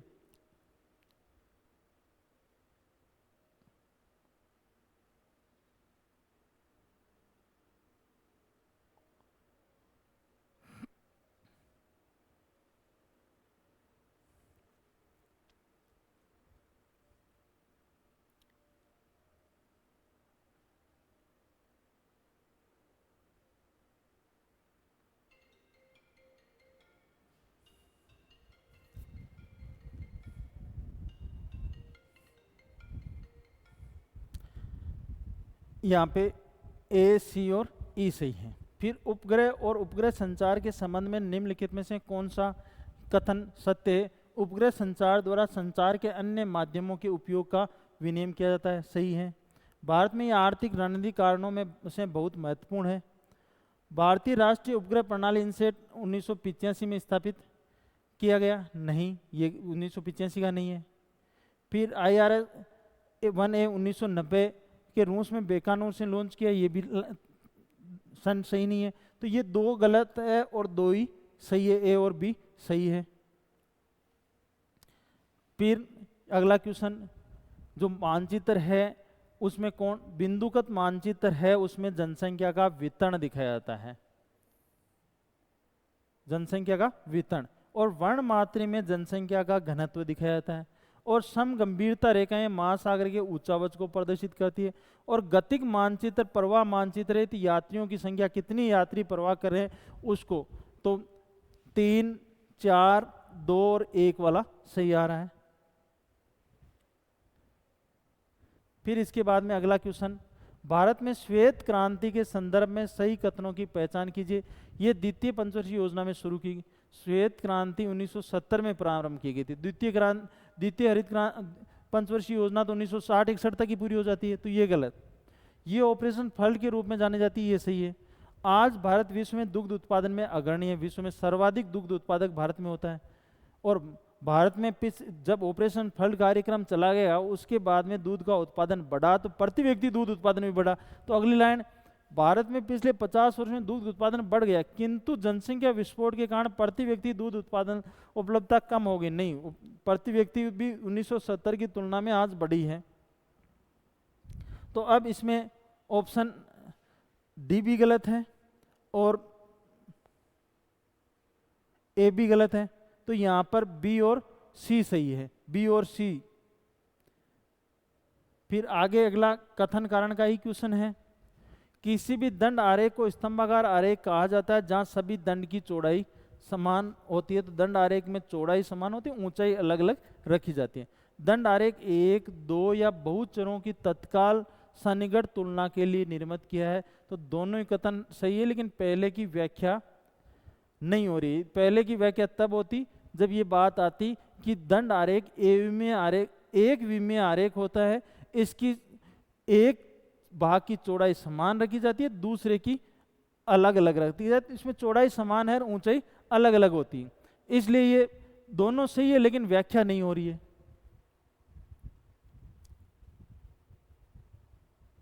फिर निम्नलिखित संसाधनों के संरक्षण के प्रयासों में कालक्रम पुराने से नए की ओर व्यवस्थित करना है। अब इसमें क्लब ऑफ रोम रिपोर्ट, ये 1972 में, शुमाकर द्वारा अपनी पुस्तक स्मॉल इज ब्यूटीफुल 1974 में, संरक्षण में गांधीवादी दर्शन की वकालत और प्रकाशन है। बर्टलैंड आयोग रिपोर्ट 1987 में है, और रियो डी जेनेरो वाली है 1992 में। तो ए, बी, सी और डी इसी क्रम में है इसका।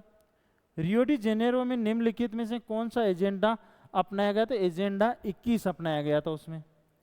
मेघालय का निम्नलिखित में से कौन सा विश्व भर में अत्यधिक मांग है? तो अनाज है वो, उसकी मांग अधिक है।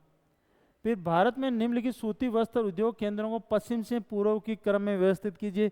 तो भारत में पश्चिम में पोरबंदर है, उसके बाद में राजकोट आ जाता है, फिर अहमदाबाद आ जाता है, फिर उज्जैन मध्य प्रदेश का, फिर मुर्शिदाबाद। तो ए, बी, सी, डी और ई, ए, बी, सी, डी और ई पश्चिम से पूर्व की ओर यही क्रम है।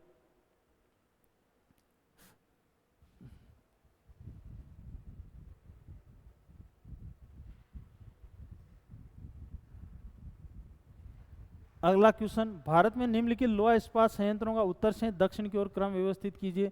तो सबसे दक्षिण में इनमें बात की जाए, उत्तर से दक्षिण की ओर, तो सबसे उत्तर में बोकारो है, फिर आपके जमशेदपुर आ जाता है, फिर राउरकेला आ जाता है, फिर विशाखापट्टनम और सेलम। यदि आपको सेलम और विशाखापट्टनम ही पता था तो ई और बी ये दो ही एक ही ऑप्शन बैठ रहा है, इसके हिसाब से भी आपका सही हो सकता था। तो कभी भी इस प्रकार के आए तो आपको ऑप्शन काट के या कौन सा है उसके हिसाब से ऑप्शन बैठाओगे तो 2 क्वेश्चन आपके ज़्यादा सही होंगे। फिर अगला क्वेश्चन, नदी घाटियां विश्व के सबसे सघन जनसंख्या वाले क्षेत्रों में है। तो नदी घाटियों में विश्व में सबसे ज़्यादा जनसंख्या पाई जाती है, और पाए जाने का कारण वहाँ पर क्या है कि वहाँ पर उपजाऊ मिट्टी है और आसानी से पेयजल और कृषि के लिए जल उपलब्ध हो जाता है, इसलिए वहाँ पर जनसंख्या अधिक पाई जाती है। तो नदी घाटियां विश्व में सबसे सघन जनसंख्या वाले क्षेत्रों में है। क्यों है? यदि अगले कथन में यह आता है कि वहां पर उपजाऊ मृदा और पेयजल और कृषि के लिए जल उपलब्ध होता है इसलिए है, तो ये नहीं। आरामदायक जलवायु क्षेत्र जहां मौसम परिवर्तन अधिक नहीं है, अधिक लोगों को आकर्षित करते हैं। दोनों लाइन सही है, लेकिन पहले की व्याख्या नहीं हो रही है। नगरीय मलिन बस्तियों के संबंध में कौन से कथन सत्य है? नगरीय मलिन बस्तियों में खराब सफाई दशाएं और खुले में शौच स्थितियां पाई जाती है, ठीक है। लाइन अनियोजित संकरी गलियां एक सामान्य विशेषता है मलिन बस्तियों में, ठीक है। भारत में नगरीय केंद्र समरूपी और अविभेदीकृत है, समरूपी नहीं है। भारत में जनगणना विभाग ने 1 लाख से अधिक, 50,000 से 1 लाख, इस प्रकार नगरों की 6 श्रेणियां बांट रखी है। इसी प्रकार भारत में यदि प्रशासनिक आधार पर देखा जाए तो नगर पालिका, नगर परिषद, नगर निगम, महानगर निगम इस प्रकार विभाजित है, अविभेदीकृत नहीं है। तो ये लाइन गलत है। मलिन बस्ती निवासियों की स्वच्छ जल पेयजल तक पहुंच होती है, नहीं होती है। तब तो ये दोनों लाइन नीचे वाली सी और डी गलत है, तो ए और बी ही सही है।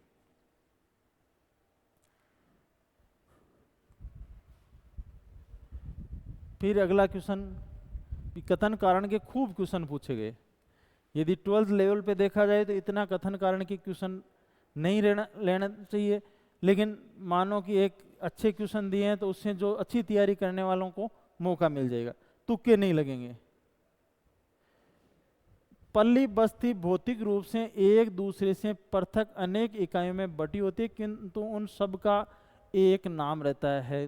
पल्ली बस्तियां हैं, अब कई कह रहे हैं कि पल्ली, पांडा, ढाणी ये अलग अलग नाम है। अरे ये तो अलग अलग क्षेत्रों में इनके भी कहीं ढाणी कहते हैं, कहीं पर पल्ली कहते हैं, कहीं पर पांडा कहते हैं, तो वो अलग अलग नाम की बात नहीं हो रही। पल्ली बस्ती भौतिक रूप से एक दूसरी से पृथक अनेक इकाइयों में बटी होती है, किंतु उन सब का एक नाम रहता है। छोटे छोटे खेत तो में घर होते हैं, उसका एक नाम होता है कि ये गांव है, ये ढाणी है।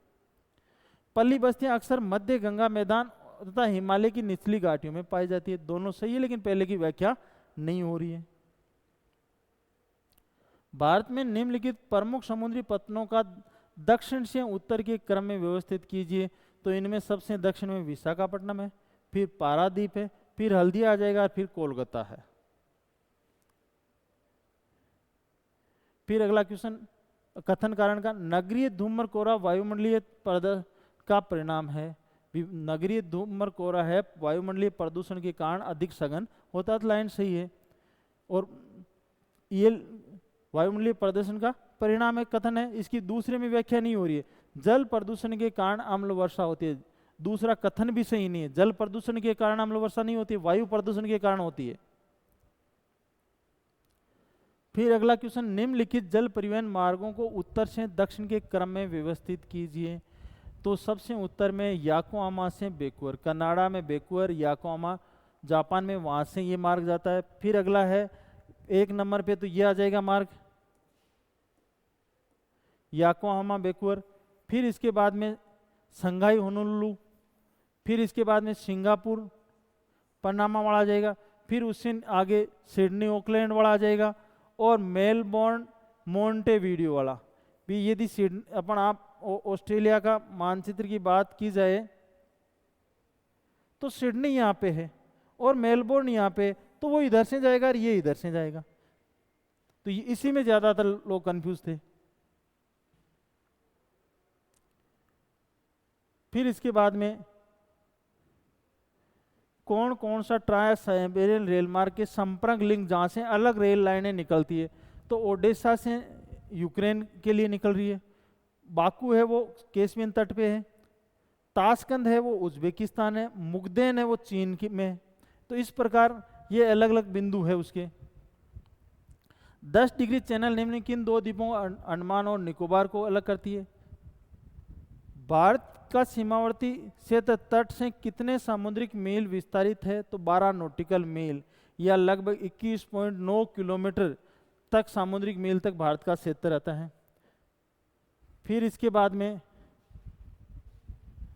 अगला क्वेश्चन, श्रीलंका भारत से मन्नार की खाड़ी और पाक जल संधि द्वारा अलग होता है। लाइन सही है। श्रीलंका दक्षिणी हिंद महासागर में स्थित है, दक्षिण में नहीं उत्तरी हिंद महासागर में है। भी भारत के दक्षिण में, लेकिन हिंद महासागर के उत्तरी भाग में है, दक्षिण हिंद महासागर में नहीं है। तो ये दूसरी लाइन गलत है। तो ए सही, लेकिन आर सही नहीं है।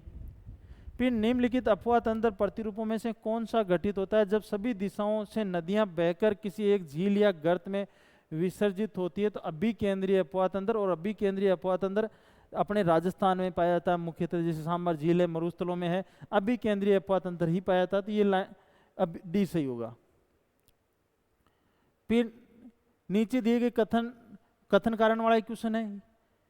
सौर मंडल की मोटाई भूमध्य रेखीय कटिबंध पर अधिकतम होती है, सबसे ज्यादा 18 किलोमीटर की ऊंचाई होती है, दूरों पर 8 किलोमीटर। और विषुवत रेखा पर ज्यादा ऊंचाई होने का कारण वहां पर तापमान के द्वारा संवहनीय क्रिया पाई जाना, अधिक तापमान पाया जाना। तो अगले के लाइन में लिखी हुई भूमध्य रेखीय कटिबंध पर प्रबल संवहनीय धाराएं कार्यशील होती है, इसलिए इसकी ऊंचाई यहाँ पर ज्यादा होती है। तो व्याख्या हो रही है, ए आर दोनों सही है, आर ए की व्याख्या हो रही है। फिर अगला आधुनिक विनिर्माण प्रकृति और विशेषताएं। उत्पादन की जो विधियां हैं उसमें वर्त पैमाने पर विनिर्माण की है।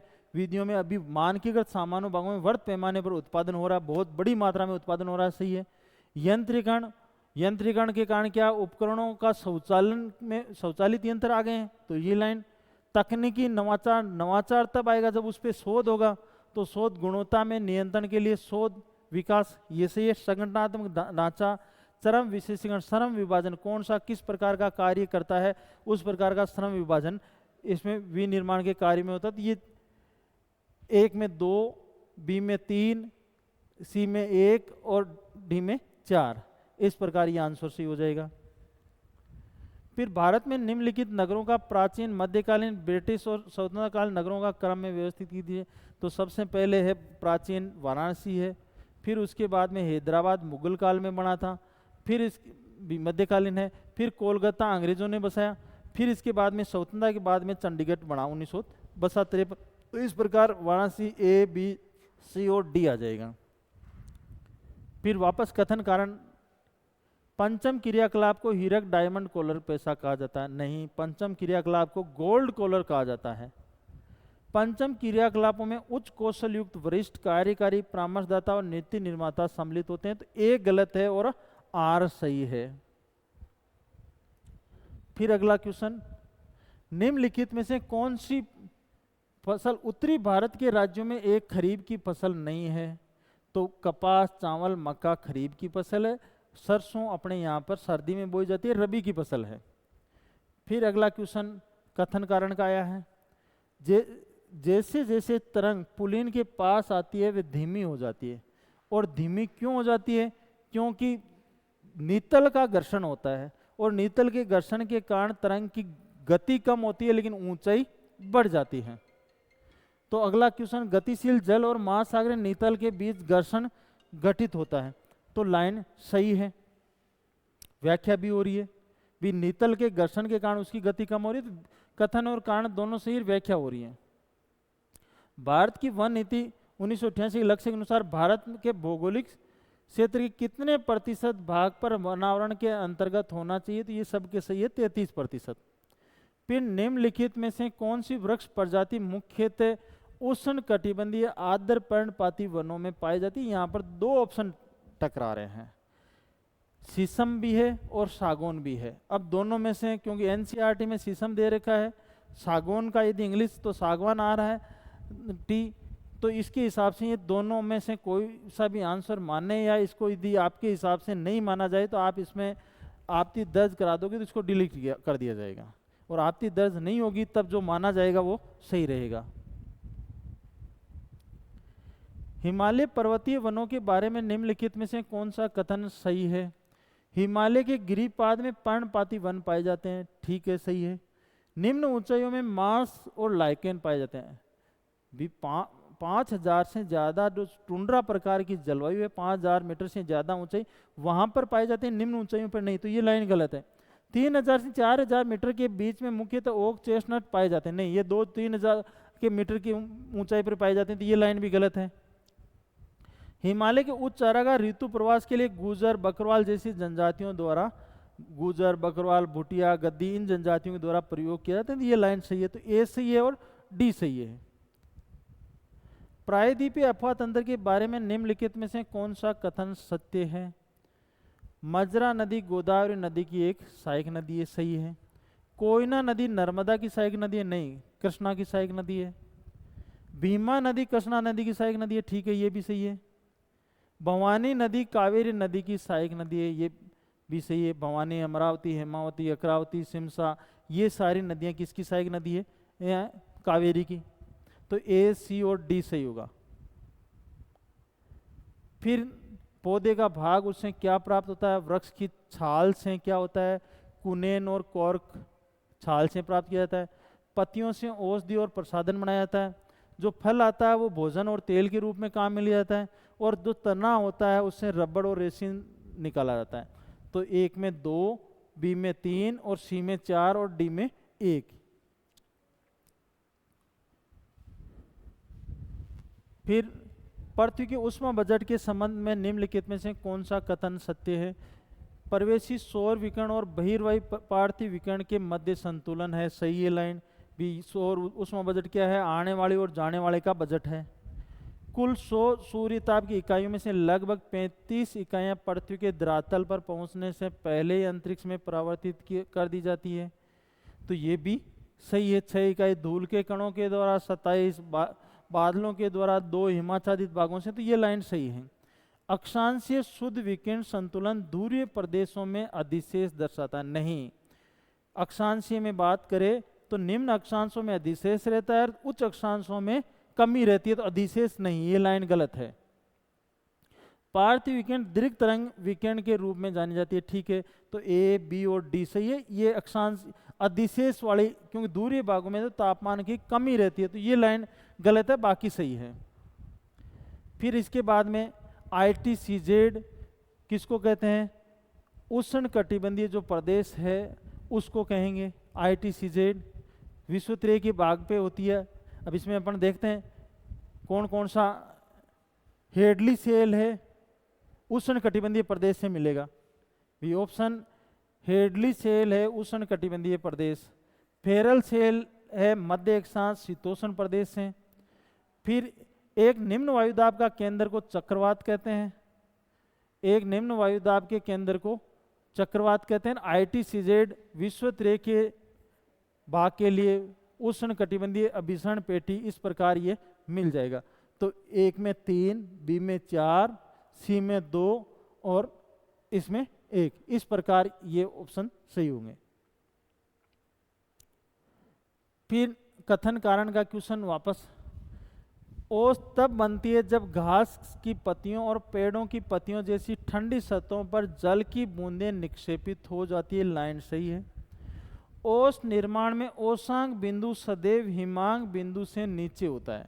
2 चीज होती है, ओस और पाला, दोनों की बढ़ने की विधि सेम होती है, परिस्थितियां सेम होती है। केवल अंतर ये होता है कि ओस तब बनती है जब तापमान हिमांक से ऊपर होता है, और पाला तब बनता है जब हिमांक से नीचे होता है। तो यहाँ पर ओस की बात हो रही है, पाला वाला बिंदु दिया, तो ये लाइन ही गलत है भी। हिमांक बिंदु से ऊपर होता है तब तो ओस बन जाती है, यहाँ तो पाला बनता है, पाला या तुषार, तो ये लाइन गलत है और वो सही है।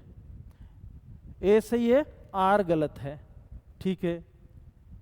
फिर जो आंतरिक ज्वालामुखी द्वारा निर्मित स्थलाकृतियां, उनकी बात। बैथोलिक मैग्मा पदार्थ का बड़ा पिंड जो अधिक गहराई पर वृत्त गुंबद नुमा रूप में विकसित होता है, वो भी ये स्थलाकृति होती है बड़ी रूप में नीचे। फिर लेकोलित तस्त्री नुमा जो जमा होता है वो लेकोलित कहलाता है। फिर सिल और डाइकल, तो बैथोलिक के लिए ये आ जाएगा, लेकोलित के लिए तस्त्री नुमा आ जाएगा, और डाइक है धरातल के लगभग लंबवत ठोस होता है, और सील है वो क्षैतिज जमा होता है। इस प्रकार डाइक आ जाएगा और क्षैतिज जमाव ये आ जाएगा। इस प्रकार ये चारों स्थलाकृतियां सही। तो ए में 2 है, बी में 3 है, सी में 1 है, डी में 4 है। फिर कोपेन के वर्गीकरण के आधार पर निम्नलिखित जलवायु प्रदेशों को न्यूनतम शुष्क से अधिकतम शुष्क क्रम में, तो सबसे ज्यादा वर्षा होती है ए जलवायु में, फिर उसके बाद में AM में, फिर BSH में, फिर BWH, ये मरुस्थल, ये स्टेपीज, ये मानसूनी और ये विषुवत-रेखीय। तो इस ABCD हो जाएगा। फिर इसके बाद में अगला क्वेश्चन, वायुमंडलीय दाब के बारे में निम्नलिखित में से कौन सा कथन सत्य है? इसमें बात करते हैं तो वायुमंडल दाब मापने के लिए बैरोमीटर का उपयोग किया जाता है, सही है। पवनें उच्च दाब क्षेत्रों से निम्न दाब क्षेत्रों की ओर प्रवाहित होती है, सही है लाइन। फिर निम्न वायुमंडलीय में ऊंचाई में प्रत्येक 25 मीटर की वृद्धि के साथ 1 मिलीबार दर से कम होता नहीं, हर 10 मीटर पे 1 मिलीबार कम हो जाता, तो ये लाइन गलत है। ऊर्ध्वाधर दाब प्रवणता बल की तुलना में क्षैतिज दाब प्रवणता बल अधिक बड़ा होता है। अब देखो यहां पर तीव्र होता है, लाइन आती, ऊर्ध्वाधर दाब प्रवणता बल की तुलना में क्षैतिज दाब प्रवणता बल अधिक तीव्र होता है, मतलब ढलान ज्यादा होती है तब सही होता, लेकिन बड़ा होता है तब तो ये गलत होगी लाइन, तो ये लाइन भी गलत है। तो इसमें AB सही होगा, AB है वो सही होगा। यदि तीव्र शब्द आता, दाब प्रवणता बल अधिक बड़ा होता है, या तीव्र बड़ा नहीं आके तीव्र आता तो सही लाइन हो जाती। फिर इसमें मिलान करने वाला, तो इसमें रेखा है, जो भी अपन रेखा पर डायग्राम बनाते हैं वो क्रमिक महीनों समय के हिसाब से बनाया जाता है, तो समय क्रम के आंकड़ों के लिए रेखा दर्शाया जाता है। संयुक्त दंड आरेख मिश्रित दंड आरेख में विभिन्न घटकों को एक दंड में दिखाया जाता है, ये हो जाएगा। पाई वृत्त के रूप में, और प्रवाह मानचित्र आलेख मानचित्र का एक रूप है। तो 3, 4, 2 और 1 इस प्रकार होगा। फिर ये कथन कारण, भोपाल गैस त्रासदी, चेर्नोबिल परमाणु घटना जो यूक्रेन में हुई उनकी बात। भोपाल गैस त्रासदी अपने यहाँ पर चेर्नोबिल परमाणु आपदा मानव जनित आपदा, मानव के कारण घटित हुई है। मानव जनित आपदाएं विवर्तनिक संचलनों के द्वारा होती है, विवर्तनिक घटनाओं के कारण तो भूकंप, ज्वालामुखी वो आते हैं, तो ये लाइन गलत है, ये सही है, ए सही है, आर गलत है। फिर वापस कथन कारण का क्वेश्चन, हिमालय क्षेत्र में भूकंप के प्रति अति असुरक्षित क्षेत्र है, भूकंप बहुत ज्यादा आता है, लाइन सही है। और भूकंप क्यों आता है हिमालय में? हिमालय में प्लेट अभिसारी मंडल में स्थित है, यहाँ पर महाद्वीपीय प्लेटों का अभिसरण हो रहा है, इसलिए भूकंप अधिक ज्यादा आते हैं, भूकंप की दृष्टि से असुरक्षित है, तो दोनों ही कथन सही है, व्याख्या भी हो रही है। फिर इसके बाद में जैव मंडलीय निश्चयों का उत्तर से दक्षिण की ओर क्रम 5 में बात करते हैं, तो सबसे उत्तर में इसमें डिब्रू शिकावा है, फिर उसके बाद में मानस आ जाता है, ये असम में ही है, फिर नोकरेक मेघालय में है, पंचमढ़ी मध्य प्रदेश में, ये क्रम ABCD आ जाएगा। फिर इसके बाद में निम्नलिखित में से कौन सा कथन भारत में वन्य प्राणी संरक्षण के संदर्भ में सत्य है? प्रोजेक्ट टाइगर 1973 में शुरू किया, ठीक है। प्रोजेक्ट एलिफेंट 1982 में नहीं, 92 में स्टार्ट किया गया। फिर 2026 में भारत में जैव मंडल निश्चयों की संख्या 12 नहीं 18 है, और यूनेस्को की साइट में भी 13 है, तो 12 सही नहीं है। 2020 में विश्व की कुल बाघ संख्या की 70% भारत में, तो ज़्यादातर बाघ है वो विश्व के भारत में ही है। तो ये एक लाइन इसमें, 2 लाइन B और C गलत है, इसका मतलब A और D सही है, A और D है वो सही है, A और D सही है। फिर भारत में निम्नलिखित कोयला खदानों का उत्तर से दक्षिण के क्रम में व्यवस्थित कीजिए। सबसे उत्तर में है माकुम, फिर उसके बाद में जंजी, जिसे जयपुर दिल्ली कोयला खदान कहते हैं, असम में है माकुम जंजी। फिर सिंगरौली मध्य प्रदेश उत्तर प्रदेश की सीमा पर है, सिंगरेनी तेलंगाना आंध्र प्रदेश में, तो ABCD होगा। फिर वापस कथन कारण का क्वेश्चन है, सतत पोषणीय विकास की चुनौती के लिए आर्थिक विकास की चाह का पर्यावरणीय मुद्दों से समन्वय आवश्यक है, सही है कथन भी। सतत पोषणीय विकास उसे कहते हैं कि पर्यावरण प्रदूषण कम से कम हो, तो समन्वय आवश्यक है, सही है। जीवाश्म ईंधन अधिक समान रूप से वितरित है तथा पर्यावरण अनुकूल है, भी जीवाश्म ईंधन पेट्रोल कोयला विश्व में समान नहीं है, वो लाइन भी गलत है, तब पर्यावरण के अनुकूल भी नहीं है, तो ये आर गलत है, ए सही है वो आर गलत है। फिर अगला क्वेश्चन कथन कारण का, भारत में प्रशासनिक इकाइयों के भौगोलिक क्षेत्रफल मापन के लिए भारतीय सर्वेक्षण विभाग उत्तरदायी है, ठीक है लाइन। भूमि राजस्व विभाग ने भारत में भूमि उपयोगों को 9 श्रेणियों में बांटा है। दोनों लाइनें सही है, पहले की व्याख्या नहीं हो रही है। फिर इंदिरा गांधी नहर के बारे में निम्नलिखित में से कौन सा कथन सत्य है? इंदिरा गांधी नहर परियोजना 1948 में शुरू हुई। 1948 में नहीं, इंदिरा गांधी नहर परियोजना है 1958 में इसकी आधारशिला रखी गई। 61 में इसमें प्रवाह जल स्टार्ट हुआ, तो ये 48 नहीं है। 48 में तो कंवर सेन ने रिपोर्ट भेजी थी, तो परियोजना शुरू नहीं हुई थी, कि एक आवश्यकता, एक मांग पत्र भेजा था। फिर इस नहर का उद्गम हनुमान नगर बैराज से होता है। हनुमान नगर बैराज बांध तो बिहार में है, ये तो हरिके बैराज से होता है, तो ये लाइन गलत है। नहर का निर्माण 2 चरणों में हुआ, प्रथम चरण में पुंगल तक, दूसरे में पुंगल से मोहनगढ़ तक, तो 2 चरणों में सही है लाइन। कुल कमान क्षेत्र में से सिंचाई 70% प्रवाह प्रणाली द्वारा और 30% लिफ्ट प्रणाली द्वारा हुई, ये भी सही है, तो सी और डी सही है, बाकी गलत है। फिर जेएस से संबंधित कार्यों में सम्मिलित क्रियाकलापों का सही अनुक्रम क्या है? तो पहले स्थानिक आंकड़ों का इनपुट डालते हैं, फिर अभिलेख आंकड़ों का उन आंकड़ों को प्रविष्ट करते हैं, फिर उनका सत्यापन संपादन करते हैं, स्थानिक और अभिलक्षण आंकड़ों में संपर्क होता है, फिर मेन निष्कर्ष विश्लेषण निकाला जाता है। तो यही क्रम ए बी सी डी और ई चलेगा। तो पेपर मिला जुला कह सकते हैं, 12th स्तर के हिसाब से बहुत टफ था, लेकिन इसमें सब तैयारी कर रहे थे, तो कुछ धैर्य रख के ऑप्शनों के आधार पे करते तो 5 क्वेश्चन एक्स्ट्रा सही हो सकते थे। अब मेरिट है, इसके हिसाब से पिछली बार है इजी पेपर था और लगभग 116 नंबर वालों का, 117 नंबर वालों का सिलेक्शन हो गया था, लेकिन वो पेपर बहुत इजी था, उसकी तुलना में बहुत ज़्यादा टफ पेपर है। तो यहाँ पर मेरिट है वो 100 क्वेश्चन से लेकर 110 के बीच में जनरल मेरिट अटकेगी, फिर 100 से नीचे नहीं आएगी, 110 से ऊपर नहीं जाएगी। अब मानो कि इसके बीच में इसकी मेरिट, जनरल मेरिट अटकेगी 100 से लेकर 110 के बीच में। यहाँ क्योंकि पेपर का यदि संतुलन देखा जाए तो ज़्यादा इजी पेपर नहीं था, लेकिन धैर्य रख के जो फर्स्ट ग्रेड की तैयारी कर रहे थे, धैर्य रख के किए, उन्होंने, कई लड़कों ने 120 तक भी पहुँचे हैं। लेकिन मेरिट 1-2 से नहीं बढ़ती है, मेरिट में जो कुल सीटें हैं उसके हिसाब से मेरिट 110 से 100 क्वेश्चन के बीच में रहेगी। धन्यवाद।